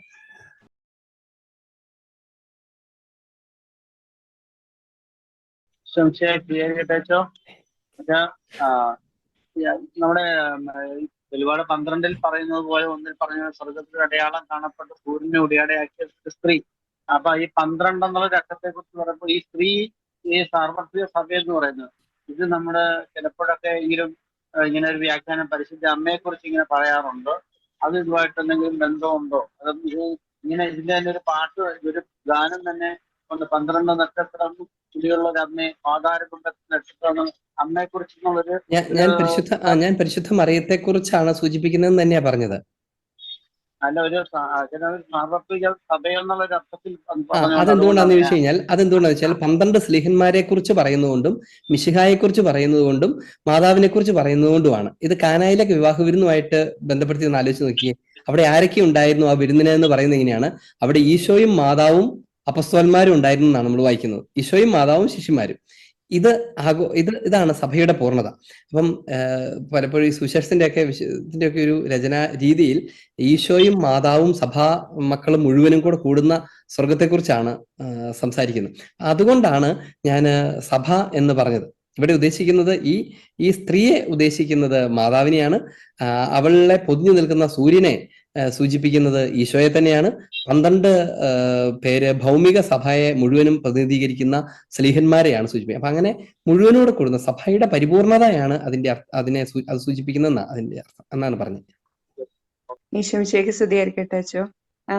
വിശുദ്ധ മത്തായിയുടെ സുവിശേഷത്തില് 28-ാം അധ്യായത്തില് പ്രേക്ഷിത ദൗത്യത്തിൽ പറയുന്നില്ലേ, യേശു നിർദ്ദേശിച്ച പോലെ 11 ശിഷ്യന്മാരും ഗലീലയിലെ മലയിലേക്ക് പോയി അവനെ കണ്ടപ്പോൾ അവർ അവനെ ആരാധിച്ചു, എന്നാൽ ചിലർ സംശയിച്ചു. 2 കാര്യങ്ങൾ എന്തുകൊണ്ട് അവർ അപ്പോഴും സംശയിക്കുന്നത്? രണ്ടാമത്തെ ഒരു കാര്യം അച്ഛൻ പറഞ്ഞല്ലോ, 12 എപ്പോഴും പൂർണ്ണതയുടെ അപ്പസ്തോലന്മാരുടെ 11 പേരല്ലേ ഉള്ളൂ. അപ്പൊ ആ പ്രേക്ഷിത ദൗത്യം 11 പേരെയാണല്ലോ ഏൽപ്പിച്ചത്. അത് നമ്മുടെ അപ്പസ്തോലിക സഭയുടെ വലിയൊരു ദൗത്യം. അവര് മത്തിയാസിനെ തെരഞ്ഞെടുത്തപ്പോഴും അതുണ്ട് എന്ന് കാണിക്കാനാണോ? ഒന്ന് അതിന്റെ ഹിസ്റ്റോറിക്കൽ കാര്യത്തെ കുറിച്ചാണ് പറയുന്നത്. അതായത് 11 പേർ മാത്രമാണ് ശരിക്കും പറഞ്ഞാൽ ഈ സമയത്ത് അവിടെയുള്ളൂ. കാരണം മത്തിയാസിനെ തെരഞ്ഞെടുക്കുന്നത് അതിനുശേഷമാണ്, സഭയിലാണ് മത്തിയാസിനെ തെരഞ്ഞെടുക്കുന്നത്. അത് തന്നെ എന്താ പറയാ, തുടർ ശ്ലൈഹികതയുടെ അടയാളമാണ്. എന്ന് വെച്ചാൽ ഈ 12 പേര് മാത്രമേ ഉണ്ടായിരുന്നുള്ളൂ എങ്കിൽ, 12 എന്ന് പറയുന്നതിനകത്ത് ആ 12 പേര് മാത്രമേ ഉണ്ടായിരുന്നുള്ളെങ്കിൽ അവരുടെ കാലശേഷത്തിൽ എല്ലാ കാര്യങ്ങളും തീരും. എന്നാൽ യുഗാന്ത്യം വരെ ഇത് തുടർന്നു പോകുന്നു എന്ന് സൂചിപ്പിക്കാവുന്ന വിധത്തിലും എന്ന് വെച്ചാൽ, അല്ലെങ്കിൽ അതിനെ നമുക്ക് ഏറ്റവും കൃത്യമായി മനസ്സിലാക്കാവുന്ന വിധത്തിലുമാണ് മത്തിയാസിന്റെ തെരഞ്ഞെടുപ്പ് നടക്കുന്നത്. കാരണം അവര് ഈ 11 പേരുടെ കൂട്ടത്തിലുള്ളയാളല്ല മത്തിയാസ്. എന്നാൽ മത്തിയാസിനെ തെരഞ്ഞെടുക്കുന്നത് സഭയുടെ മെത്രാന്മാരാണ്. അഥവാ ഈ 11 പേരാണ് മത്തിയാസിനെ തെരഞ്ഞെടുക്കുന്നത്.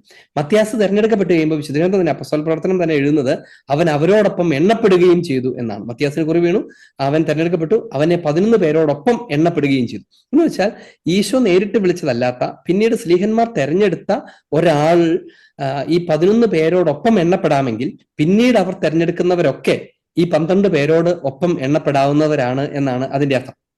അപ്പൊ അതുകൊണ്ട് ഹിസ്റ്റോറിക്കലി ഈ 11 എന്ന് പറഞ്ഞാലും അവർ പിന്തുടരുന്ന ശ്ലൈഹിക ക്രമം മുഴുവനും, അഥവാ ശ്ലൈഹിക പിന്തുടർച്ച മുഴുവനും, അപ്പസ്റ്റോലിക് സക്സഷൻ മുഴുവനും അതിനകത്ത് ഉണ്ട്. ഈ 11 പേരെന്ന് പറയുന്നതിനകത്തുണ്ട്. കാരണം അവരും അവരുടെ പിൻഗാമികളുമാണ്. പിന്നീട് ചേരാനിരിക്കുന്ന മത്തിയാസും ആ കൂട്ടത്തിലുണ്ട്. പക്ഷെ ഹിസ്റ്റോറിക്കലി ആ സമയത്ത് ഈ 11 പേര് മാത്രമേ ഉണ്ടായിരുന്നുള്ളൂ എന്ന്, അഥവാ യൂദാസ് നഷ്ടപ്പെട്ടു പോയിരുന്നു എന്ന കാരണത്താൽ പറയുന്നതാണ്. അവിടെ ഒരു പ്രതീകാത്മക ഭാഷയല്ല ഉപയോഗിക്കുന്നത്, നേരിട്ട് അതിന്റെ ഹിസ്റ്റോറിക്കൽ കാര്യമാണ് പറയുന്നത്. ഇനി അടുത്തത്, മലയിലേക്ക് പോയി ഈശോ പറഞ്ഞതുപോലെ അവനെ കണ്ടപ്പോൾ അവർ അവനെ ആരാധിച്ചു, എന്നാൽ ചിലർ സംശയിച്ചു. ഏതാണ് നമുക്ക് അടുത്ത ഡൗട്ട്. ചിലർ സംശയിച്ചു എന്ന് വെച്ചാൽ ഈ ഉത്ഥാനവും കഴിഞ്ഞ് ഈശോയെ കണ്ടു കഴിഞ്ഞിട്ടും അവർക്ക് സംശയമുണ്ടായി എന്ന സത്യം ഒരു ലജ്ജയും കൂടാതെ ഈ ശൈഹിക സഭയിൽ അതിനകത്ത് ഒരാളായിരിക്കുന്ന മത്തായി തന്നെ എഴുതുകയാണ്, ഞങ്ങൾ ചിലര് സംശയിച്ചു എന്ന് പറഞ്ഞാൽ ആ സംശയം ഇത് ഇവനാണോ എന്ന സംശയത്തെക്കാളും നമ്മൾ ചില കാര്യങ്ങൾ കാണുമ്പോൾ അത്ഭുതകരമായ സംശയം ഉണ്ടാവില്ലേ. ഇപ്പൊ നമ്മൾ ചിലപ്പം അത് അങ്ങനത്തെ ഒരു പരാമർശമാണ് ശരിക്കും എന്നാണ് വിശുദ്ധഗ്രന്ഥ പണ്ഡിതന്മാരൊക്കെ എപ്പോഴും പറയുന്നത്. അതായത് ചില കൊച്ചൊക്കെ പരീക്ഷ ചോദിച്ചു നീ ജയിച്ചോ എന്നൊക്കെ ചോദിക്കുകയല്ലേ. എന്ന് വെച്ചാൽ അവൻ ജയിച്ചതിനെ കുറിച്ചുള്ള സംശയമല്ല, അങ്ങനത്തെ സംശയം, നീ ജയിച്ചോ എന്ന് ചോദിക്കുമ്പം എന്താ സംശയം, ഞാനും ജയിച്ചു എന്ന് പറയുന്നതിനകത്തുള്ള അത്ഭുതമാണ്. അപ്പം മിശിഹായുടെ ഉത്ഥാനത്തെ അത്ഭുതത്തോടെ കണ്ടു എന്ന അർത്ഥത്തിലാണ് വലിയ പരിധി വരെ ഈ ഭാഗത്തെ നമ്മൾ ശരിക്കും മനസ്സിലാക്കേണ്ടത്. അല്ലാണ്ട് അവർക്ക് സംശയം ഉണ്ടായി എന്നതല്ല, പകരം അത്ഭുതത്തിന്റെ ഒരു സംശയം ഉണ്ടല്ലോ, അത്ഭുതത്തിന്റെ. നമ്മൾ അങ്ങനെയല്ലേ ഒരു അത്ഭുതകരമായ കാര്യം ആണോ വിശ്വസിക്കാൻ പറ്റുന്നില്ല എന്നൊക്കെ നമ്മൾ പറയില്ലേ. ചില കാര്യങ്ങളൊക്കെ കാണുമ്പോഴേ വിശ്വസിക്കാൻ പറ്റുന്നില്ല എന്നൊക്കെ നമ്മൾ പറയും. എനിക്ക് തന്നെ വിശ്വസിക്കാൻ പറ്റുന്നില്ല എന്ന് പറയുമ്പം ആ ആൾ അതിൽ സംശയിക്കുന്നു എന്നുള്ള സിമ്പിൾ ആയിട്ടുള്ള ഡൗട്ടിന്റെ അർത്ഥമല്ല, പകരം അതൊരു തരം അത്ഭുതം കലർന്ന അനുഭവത്തെക്കുറിച്ച് സൂചിപ്പിക്കുന്നതാണ്. അതാണ് അതിന്റെ ശരിയായ ഉള്ളർത്ഥം. ബാഹ്യമായ അർത്ഥത്തിൽ അവരിൽ ചില ആളുകൾ ചിലപ്പോൾ അപ്പോഴും ഇത് ഈശോന്യാണോ എന്നൊക്കെ അങ്ങോട്ടും ഇങ്ങോട്ടും പറഞ്ഞിട്ടുള്ളതാണോ എന്ന് പോലും നമുക്കറിയാം. പക്ഷെ ഈ ഭാഗങ്ങൾ പിന്നീട് സുവിശേഷകാരന്മാർ എഴുതുമ്പോൾ നമ്മൾ ഈ കാര്യം ശ്രദ്ധിക്കേണ്ടത്, നമ്മൾ ആ നടക്കുന്ന സമയത്തല്ലല്ലോ, ദൃക്സാക്ഷിവിവരണം അല്ലല്ലോ, വർഷങ്ങൾക്കപ്പുറത്ത് ഇവര് ഈ സംഭവങ്ങളെയൊക്കെ ഓർത്തെഴുതുകയാണ്. ആ ഓർത്തെഴുതുന്ന സമയത്ത് അവര് സംസാരിക്കുന്നത് എന്തിനെക്കുറിച്ചാണ് എന്നതാണ് നമ്മൾ അതിന്റെ വ്യാഖ്യാനത്തിന്റെ അടിസ്ഥാനം. അത് നിശ്ചയമായും അവർക്കുണ്ടായ വലിയ അത്ഭുതത്തെക്കുറിച്ച് പറയാൻ വേണ്ടിയുള്ളത് തന്നെയാണ് എന്നതാണ് അതിന്റെ കാര്യം. ഇനി അടുത്ത കാര്യം എന്താണ്, ഇവരുടെ ഈ അത്ഭുതവും ഇവരുടെ ഈ ചെറിയ ചാഞ്ചല്യവും പോലും ഉണ്ടെങ്കിൽ അതുപോലുമോ പൂർത്തീകരിക്കപ്പെടുന്നത് അതിനുശേഷമുള്ള പരിശുദ്ധാത്മാവിന്റെ സ്ഥിരീകരണത്തിലാണ് പെന്തക്കോസ്താ തിരുനാൾ ദിവസമാണ്. അപ്പൊ അതുകൊണ്ട് അതുവരെ ഈ രണ്ടർത്ഥത്തിൽ പിന്നെ വ്യാഖ്യാനിക്കാം. എന്നാൽ ശരിയായ അർത്ഥത്തിലുള്ള വ്യാഖ്യാനം അവരുടെ അത്ഭുതാവഹമായ അനുഭവത്തെക്കുറിച്ച് പറയുന്നതാണ്. ഇതെന്താണിത് എന്ന് ചോദിക്കുന്ന തരത്തിൽ അത് നമ്മൾ പല സ്ഥലത്തും അവര് ആളുകൾ അങ്ങനെ അത്ഭുതത്തോടുകൂടെ സംശയിക്കുന്ന വിധത്തിലൊക്കെ പല കാര്യങ്ങളും നമ്മൾ സുവിശേഷത്തിന്റെ പല ഇടങ്ങളിൽ നമ്മൾ കാണുകയും ചെയ്യും. സ്ഥിരീകരിക്കട്ടെ. ഞാൻ ഈ പുറപ്പാടിലെ അവർ പുറപ്പെട്ടു പോകുമ്പം മൃഗങ്ങളടക്കം അവരുടെ കൂടെ ഉണ്ടല്ലോ. അപ്പൊ പിന്നെ എങ്ങനെയാണ് മാംസത്തിന്റെ ദാരിദ്ര്യം ഉണ്ടായാലും മാംസം ഇല്ലാണ്ടായത് എന്നുള്ളത് ഒന്ന് മരുഭൂമിയില്. രണ്ടാമത്തെ എല്ലാവരിലും ക്രിസ്തു ഉള്ളതുപോലെ മറിയത്തിലും ക്രിസ്തു ഇല്ലേ? അതുപോലെ തന്നെ ക്രിസ്തു എങ്ങനെയാണ് ശിക്ഷിക്കപ്പെട്ട്, അതായത് എല്ലാവരിലുള്ള ക്രിസ്തു എങ്ങനെയാണ് ശിക്ഷയായിട്ട് നരകത്തിലേക്ക് പോകുന്നത്? ഇത്രയും കാര്യങ്ങൾ. ഓക്കെ, ഒന്നാമത്തേത് മരുഭൂമിയിൽ മൃഗങ്ങൾ അവരുടെ കൂടെ ഇല്ലേ എന്നുള്ള ചോദ്യത്തിന്റെ ഉത്തരമാണ്. നമുക്ക് അതിനെക്കുറിച്ച് കൃത്യമായ ചരിത്ര വിവരണങ്ങളില്ല. സ്വാഭാവികമായും അവര് കുറച്ച് ആടുമാടുകളെയൊക്കെ കൂട്ടിക്കൊണ്ടുപോയിട്ടുണ്ടാകാം, അവർ കൈ കിട്ടിയതൊക്കെ വാരിയെടുത്ത് ഓടിയ സമയത്ത് ഉണ്ടാകാം എന്ന് നമുക്ക് പറയാൻ പറ്റുള്ളൂ. ഹിസ്റ്റോറിക്കൽ ആയിട്ടുള്ള നരേഷൻസ് ഈ വിഷയത്തെക്കുറിച്ച് ധാരാളമായിട്ടില്ല എന്നതുകൊണ്ടാണ് പലപ്പോഴും ഈ എക്സോഡസ് ബൈബിളിൽ തന്നെ പറയുന്നുണ്ട്, ഇങ്ങനെ ഒരു ആടുമാടുകളെയും എല്ലാരെയും കൂട്ടിയാണ് പോകുന്നതെന്ന് പറയുന്നുണ്ട്. അതെ, പുറപ്പാട് അവർ കൈ കിട്ടിയതെല്ലാം വാരി അവരുടെ സ്വത്തുകൾ കൊണ്ടുപോകാന്നൊക്കെ ആയിട്ട് പോയെന്ന്. ഈ പുറപ്പാട് പുസ്തകത്തിന്റെ രചന തന്നെയും പിന്നീട് നടക്കുന്നതാണ്. അവരുടെ യാത്രയെക്കുറിച്ച് സൂചിപ്പിക്കാനും പല കാര്യങ്ങളെ സൂചിപ്പിക്കാൻ വേണ്ടിയാണ് അതിനകത്തെ പല വിധത്തിൽ എന്ന് പറഞ്ഞാൽ അതിന്റെ അവതരണം ചില പ്രത്യേക ദൈവശാസ്ത്രപരമായ ചില സൂചനകളിലേക്കൊക്കെ വിരൽ ചൂണ്ടാൻ വേണ്ടി ഉള്ളതൊക്കെയാണ്. അപ്പൊ നമുക്ക് തന്നെ എല്ലാത്തിനെയും ലിറ്ററലായിട്ട് എടുക്കാൻ പറ്റില്ല. എക്സോഡസിനകത്തുള്ള വിവരണം മുഴുവനും അതിന്റെ ഒരു ചരിത്ര വിവരണമായിട്ടല്ല, പിന്നീട് അവർ അനുഭവിച്ച ദൈവാനുഭവ വിവരണമായിട്ടാണ് രേഖപ്പെടുത്തുന്നത്. അപ്പൊ അതുകൊണ്ട് തന്നെ അവർക്കെല്ലാവർക്കും ധാരാളം മൃഗങ്ങളുണ്ടായിരുന്നോ എന്ന് നമുക്ക് അറിഞ്ഞുകൂടാ. ഇനി എന്തെങ്കിലുമൊക്കെ ഉണ്ടെങ്കിൽ പോലും ഒരു 40 വർഷക്കാലം അവർക്ക് തിന്നുകയും കുടിക്കുകയും ഒക്കെ ചെയ്യാവുന്നത് പോലത്തെ അത്രമാത്രം സഫീഷ്യന്റ് ആയിട്ടുള്ള മൃഗങ്ങൾ അവർക്ക് ഉണ്ടായിരുന്നിരിക്കണമെന്നില്ല. ഇതൊക്കെ എല്ലാ ഊഹങ്ങൾ മാത്രമാണ്. ഞാൻ പറഞ്ഞില്ലേ, ഒരു സഫീഷ്യന്റ് ആയിട്ടുള്ള ഒരു ഹിസ്റ്റോറിക്കൽ റെക്കോർഡിന്റെ ഒരു ലൈഫ് നരേഷന്റെ അഭാവത്തിൽ നിന്നാണ് നമ്മളിങ്ങനെ ഊഹിക്കുകയൊക്കെ ചെയ്യുന്നത്. ഇതൊരു ഊഹത്തിലുള്ള ചോദ്യമായതുകൊണ്ടാണ് ഞാൻ കുറച്ച് ഊഹത്തിൽ അങ്ങനെ മറുപടി പറയുകയും ചെയ്യുന്നത്. അവര് കുറച്ച് മൃഗങ്ങളൊക്കെ ഉണ്ടായിരുന്നിരിക്കാം. ഒരുപക്ഷെ ആദ്യ നാളുകളിലൊക്കെ കുറെ അതിനെയൊക്കെ അവര് ഭക്ഷിച്ച് തീർന്നു പോയിട്ടുണ്ടാവാം. ഇനി ഇതിനെയൊക്കെ എല്ലാ സ്ഥലത്തും തീറ്റിപ്പോറ്റാൻ ചിലപ്പോൾ പറ്റിയെന്നുണ്ടാവണമെന്നില്ല. മരുഭൂമിയിലെ പുല്ലും സാധനങ്ങളുടെയൊക്കെ സാധ്യതകളൊക്കെ നമുക്കറിയാമല്ലോ. അപ്പൊ അതുകൊണ്ട് പിന്നെ മാത്രമല്ല, അവർ ഏതാണ്ട് സഞ്ചാരത്തിൽ തന്നെയായിരുന്നു. അവര് ഒരു സ്ഥലത്ത് കൃഷി ചെയ്ത് ആടുമാടുകളെ പരിപാലിച്ച് അല്ലെങ്കിൽ ആടിനെയൊക്കെ തീറ്റാനൊക്കെ പല വഴിക്ക് പോയി, അങ്ങനെയൊന്നും ആയിരിക്കില്ല. സ്വാഭാവികമായും അവര് ആദ്യത്തെ നാളുകളിലൊക്കെ അവയെ തന്നെ ഭക്ഷണത്തിന് ഉപയോഗിക്കുകയൊക്കെ ചെയ്ത് അത് ചുരുങ്ങിത്തീരുകയും ഇവരിങ്ങനെ അലഞ്ഞു പോവുകയും ഒക്കെ ചെയ്തിട്ടുണ്ടാവാം എന്നാണ് മനസ്സിലാക്കാവുന്നത്, എന്നാണ് നമുക്ക് ഊഹിക്കാവുന്നതെന്ന് പറഞ്ഞതാണ് ശരി. അപ്പൊ അതുകൊണ്ട് എന്തായിരുന്നാലും അവർക്ക് ഭക്ഷിക്കാൻ ഒന്നുമില്ല എന്ന് അവർ തന്നെ പറയുന്നതിനകത്ത് നമുക്ക് മനസ്സിലാക്കാവുന്നേ ഉള്ളൂ ഏതാണ്ട് അതൊക്കെ തീർന്നിട്ടുണ്ടാവും, അല്ലെങ്കിൽ ആ ജനത്തിന് മുഴുവൻ, അത്രയും വലിയ ജനത്തിന് മുഴുവനും ഭക്ഷിക്കാനും മാത്രം, എല്ലാ ദിവസവും ഭക്ഷിക്കാനും മാത്രം മൃഗങ്ങളൊന്നും അവിടെ ഉണ്ടായിരുന്നിരിക്കില്ല. അതൊക്കെ പെട്ടെന്ന് തീർന്നു കഴിഞ്ഞപ്പോഴേക്കും അവര് മോശയ്ക്കെതിരെ തിരിഞ്ഞു. ചിലപ്പോൾ ആദ്യത്തെ ദിവസങ്ങളിൽ ചിലപ്പോൾ ഉണ്ടായിരുന്നിരിക്കാം എന്നൊക്കെ നമുക്ക് ഊഹിക്കാനുള്ള മാർഗമുള്ളൂ എന്നാണ് ഇതിനെക്കുറിച്ച് ഊഹിച്ചുകൊണ്ട് പറയാൻ പറ്റുള്ളൂ എന്നാണ്. ആ ഉത്തരത്തിന് ഈ പറഞ്ഞ പരിമിതിയുണ്ട്. ഈ ചോദ്യത്തിനകത്തുള്ള പരിമിതി പോലെ തന്നെ ഉത്തരത്തിനകത്ത് ഈ പരിമിതിയുണ്ട്. കാരണം നമുക്ക് ഒരിക്കലും ഒരു ലൈഫ് നരേറ്റീവ് ഡിസ്ക്രിപ്ഷൻ ആ പർപ്പസിന് വേണ്ടിയുള്ളതില്ല, പകരം തിയോളജിക്കൽ പർപ്പസിലുള്ള നരേഷനാണ് നമ്മുടെ കയ്യിലുള്ളൂ. അതുകൊണ്ടാണ്.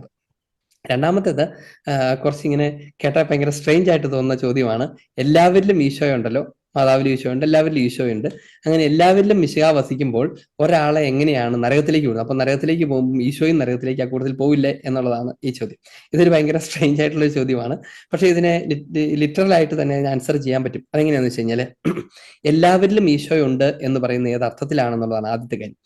എല്ലാവരിലും ദൈവത്തിന്റെ സ്പർശമുണ്ട് എന്നും ദൈവത്തിന്റെ സാന്നിധ്യമുണ്ട് എന്നും പറയുന്നത് വളരെ വേഗ് ആയിട്ടുള്ള ഒരർത്ഥത്തിലാണ്.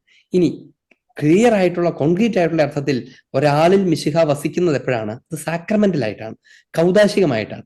പരിശുദ്ധ മാമോദീസ സ്വീകരിച്ച ഒരാളിൽ വിശുദ്ധ കുർബാനയിലൂടെയാണ് മിശിഹ അയാളിൽ വസിക്കുന്നത്, മിശിഹ ഒരാളിൽ വസിക്കുന്നത്. ഇനി ആ അവസ്ഥയിൽ ആരും നരകത്തിൽ പോവുകയില്ല. മിശിഹ വസിക്കുന്ന ഒരാൾ, മിശിഹായുടെ ശരീരത്തിന്റെ അവയവമായി തീർന്നിരിക്കുന്ന ഒരാൾ, മിശിഹ വസിക്കുന്നു എന്ന് മാത്രം പറഞ്ഞാൽ പോലെ മിശിഹായിൽ വസിക്കുക എന്ന് പറയുന്നതും കൂടെ കൂട്ടിച്ചേർത്ത് വേണം അതിനെക്കുറിച്ച് മനസ്സിലാക്കാൻ. ഈ യോഹന്നാൻ സുവിശേഷം 15-ാമത്തെ അധ്യായത്തിൽ ഞാൻ മുന്തിരിച്ചെടിയും നിങ്ങൾ ശാഖകളുമാണ് എന്ന് പറയുന്നിടത്ത് നിങ്ങൾ എന്നിൽ വസിക്കുവിൻ ഞാൻ നിങ്ങളിലും വസിക്കും എന്നാണ് ഈശോ അരുൾ ചെയ്യുന്നത്. മ്യൂച്വൽ ഇൻഡ്വെല്ലിംഗ് ആണ്. നിങ്ങൾ എന്നിൽ വസിക്കുക, ഞാൻ നിങ്ങളിലും വസിക്കും. അങ്ങനെ അങ്ങോട്ടും ഇങ്ങോട്ടും വസിക്കുന്ന ഒരു തായ്തണ്ടിൽ ഒരു ശാഖ ഇങ്ങനെ പിടിച്ചു വളരുന്നത് പോലെ, അപ്പൊ ഈ ശാഖ നിലനിൽക്കുന്ന ഈ തായ്തണ്ടിലാണ്, ഈ തായ്തണ്ട് ശാഖയോട് ചേർന്ന് നിൽക്കുന്നു. അങ്ങനെ പരസ്പരം മ്യൂച്വൽ ഇൻഡ്വെല് ചെയ്യുന്ന, പരസ്പരം അധിവസിക്കുന്ന ഒരു ശരീരത്തെക്കുറിച്ചാണ് പറയുന്നത്. അതാണ് സഭാഗാത്രം.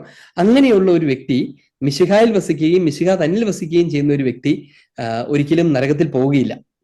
ഇനി നമ്മൾ ഈ പലപ്പോഴും പൊതുവെ ഇങ്ങനെ പറയാം എല്ലാവരിലും ഈശോ ഉണ്ടെന്ന് പറഞ്ഞാൽ വളരെ വേഗമായിട്ടുള്ള ചുമ്മാ ഒരു പരാമർശം, അതിനെ അങ്ങനെ ഉപയോഗിക്കുന്ന അത്ര ശരിയുമല്ല.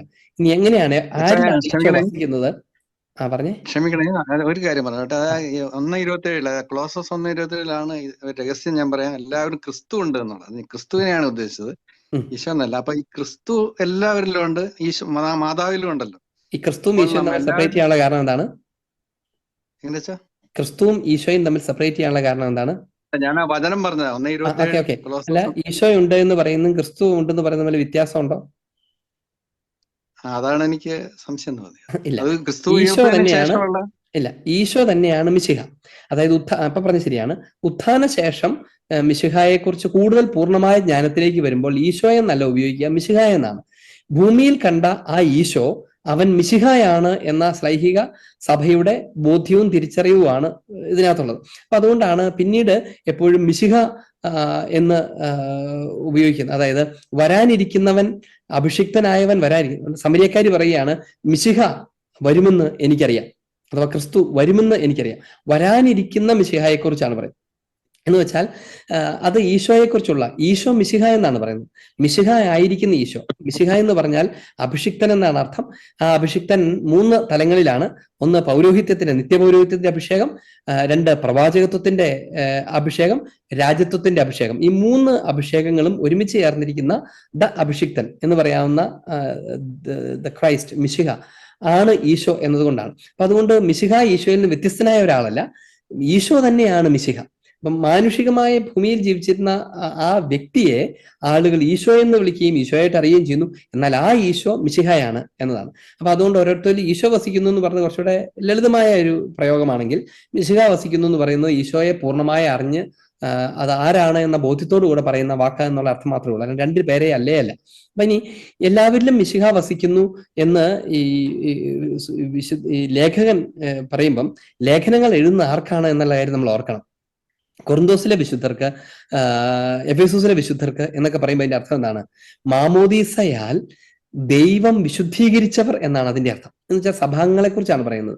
പരിശുദ്ധ മാമോദീസയാൽ വിശുദ്ധീകരിക്കപ്പെട്ട ആളുകളെയാണ് വിശുദ്ധർ എന്ന് വിളിക്കുന്നത്. എന്ന് വെച്ചാൽ അവരുടെ ഇപ്പോഴത്തെ അവസ്ഥയിലെ വിശുദ്ധിയെക്കുറിച്ചല്ല വിഷയം, സ്വർഗത്തിലെ വിശുദ്ധരെ കുറിച്ചുമല്ല, കാനൈസ് ചെയ്യപ്പെട്ട ആളുകളെ കുറിച്ചുമല്ല, ദൈവം വിശുദ്ധീകരിച്ചവർ എന്നാണ്. അതുകൊണ്ടാണ് സഭാംഗങ്ങളെ മുഴുവനും വിശുദ്ധരെ എന്ന്, വിശുദ്ധരുടെ സമൂഹം എന്നൊക്കെ വിളിക്കാനുള്ള കാരണം. ഇനി ഈ മിശിഹ അവരിൽ വസിക്കുകയും അവർ മിശിഹായിൽ വസിക്കുകയും ചെയ്യുന്നതാണ് ഈ ഇൻഡ്വെല്ലിംഗ്. ഇനി എന്താണ് പറയാൻ പോകുന്നത് ഈ മിശിഹായിലുള്ള വാസത്തിൽ നിന്ന് വേർപിരിയുന്നതാണ് പാപാവസ്ഥ. പാപം ചെയ്യുന്ന ഒരാളാണ് നരകത്തിൽ പോകുന്നത്. നരകത്തിൽ പോകാനുള്ള കാരണം എന്താണ്? അയാൾ മിശിഹായിൽ നിന്ന് വേർപെട്ടു എന്നുള്ളതാണ്. മിശിഹായുടെ ശരീരത്തോട് ഒട്ടിച്ചേർക്കപ്പെട്ടിരുന്ന ഒരു വ്യക്തി, സ്വർഗത്തിന് അവകാശിയായി തീർന്ന ഒരു വ്യക്തി, മിശിഹായുടെ എന്നും ജീവിക്കുന്ന മിശിഹായാകുന്ന തായ്തണ്ടിൽ നിന്ന് ജീവരസം പങ്കുപറ്റിക്കൊണ്ടിരിക്കുന്ന ഒരു വ്യക്തി അതിൽ നിന്ന് മുറിച്ചു കളയുന്നു. യോഹന്നാന്റെ സുവിശേഷത്തിൽ 15-ാം അധ്യായത്തിൽ നമ്മൾ വായിക്കുകയാണ്, എന്നിൽ നിന്ന് മുറിച്ചു നീക്കിയ ശാഖ അത് കരിഞ്ഞു പോവുകയും അത് കെടാത്ത അഗ്നിയിലേക്ക് വലിച്ചെറിയുകയും ചെയ്യും. മുറിച്ചു നീക്കിയ ശാഖയാണ് അവ ഉണങ്ങിപ്പോകുന്നതും കെടാത്ത അഗ്നിയിലേക്ക് വലിച്ചെറിയുന്നു, അല്ലാതെ മിശിഹായിൽ വസിക്കുന്ന ശാഖയല്ല. എന്ന് വെച്ചാൽ മിശിഹായിൽ വസിക്കുന്നവൻ നിത്യം ജീവിക്കും. മിശിഹായിൽ നിന്ന് വേർപെടുന്നവരിൽ മിശിഹ ഇല്ലാത്തത് കൊണ്ട്, അവൻ അന്ധകാരത്തിലായതുകൊണ്ട്, അഥവാ അവൻ അന്ധകാരത്തിന് വേണ്ടി സ്വയം തീരുമാനമെടുത്തത് കൊണ്ട് അവൻ നശിച്ചു പോകും, നിത്യ ശിക്ഷയിലേക്ക് പോകും, നരകത്തിലേക്ക് പോകുമെന്നാണ്. അതുകൊണ്ട് നരകത്തിലേക്ക് പോകുന്ന ഒരാളിൽ ഈശോയുടെ അംശം ഉണ്ടാകും എന്ന് കരുതേണ്ടതില്ല. ഇപ്പൊ പറഞ്ഞതിനെ കുറിച്ചൊരു ചോദ്യം, അതായത് ഒബ്ജക്റ്റീവായിട്ട് കുരിശിൽ വെച്ച് യേശു സകല മനുഷ്യൻ തന്നോട് സംയോജിപ്പിച്ചല്ലോ, ഒബ്ജക്റ്റീവായിട്ട്. പക്ഷെ അത് യോഹന്നാൻ സുവിശേഷം 1:12 പറയുന്നുണ്ട്, അവനെ സ്വീകരിച്ചവർക്ക്, അവന്റെ നാമത്തിൽ വിശ്വസിക്കുന്നവർക്കെല്ലാം ദൈവമക്കളാൻ കഴിയും നൽകി. അപ്പൊ ഒബ്ജക്റ്റീവായിട്ട് അവൻ കുരിശിൽ എല്ലാ മനുഷ്യരും irrespective of caste of creed സകല മനുഷ്യരെയും ചേർത്താലും ഞാനത് സബ്ജക്റ്റീവ് ആക്കി മാറ്റുമ്പോഴല്ലേ മാറ്റിയാൽ മാത്രം. അതുകൊണ്ടാണ് പൗലോസ്ലീഹ പറയുന്നത്, മിശിഹായുടെ പീഡകളെ എന്റെ ശരീരത്തിൽ ഞാൻ നികത്തുന്നു. എന്റെ ശരീരത്തിൽ ഞാൻ നികത്തുന്നു. എന്താണ് പീഡയുടെ കുറവുകളെ എന്റെ ശരീരത്തിൽ ഞാൻ നികത്തുന്നു.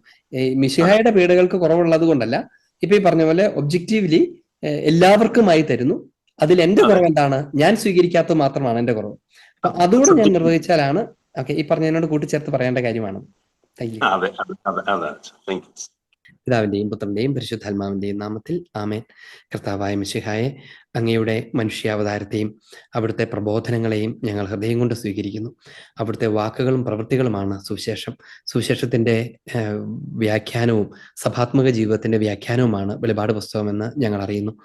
പരിശുദ്ധ സഭയുടെ ജീവിതത്തെ ആഴത്തിലറിയാനും തിരുസഭയ്ക്ക് അവിടുന്ന് നൽകിയിരിക്കുന്ന വലിയ വാഗ്ദാനത്തെ തിരിച്ചറിയാനും പീഡനങ്ങളിൽ, ക്ലേശങ്ങളിൽ, ഈ ഭൂമിയിലെ കുറവുകളിലും തകർച്ചകളിലുമൊക്കെ ധീരതയോടെ നിലനിൽക്കാനും ഞങ്ങളെ അവിടുന്ന് ഈ വെളിപാട് പുസ്തകത്തെക്കുറിച്ചുള്ള ധ്യാനവും പഠനവും സഹായിക്കുവാൻ അവിടുന്ന് ഇടവരുത്തണമേ. ഹൃദയം കൊണ്ട് ഈ ദൈവിക രഹസ്യങ്ങളെ മനസ്സിലാക്കാനും പലതരത്തിലുള്ള തെറ്റിദ്ധാരണകളിൽ നിന്നും വഴിതെറ്റിപ്പിക്കുന്ന പ്രബോധനങ്ങളിൽ നിന്നുമൊക്കെ വിമുക്തരായിരിക്കാനും സംരക്ഷിതരായിരിക്കാനും അവിടുന്ന് ഞങ്ങളെ ഓരോരുത്തരെയും സഹായിക്കുകയും അനുഗ്രഹിക്കുകയും ചെയ്യണമേ. ഞങ്ങളുടെ കൂട്ടായ്മയെ അവിടുന്ന് ആശീർവദിക്കണമേ.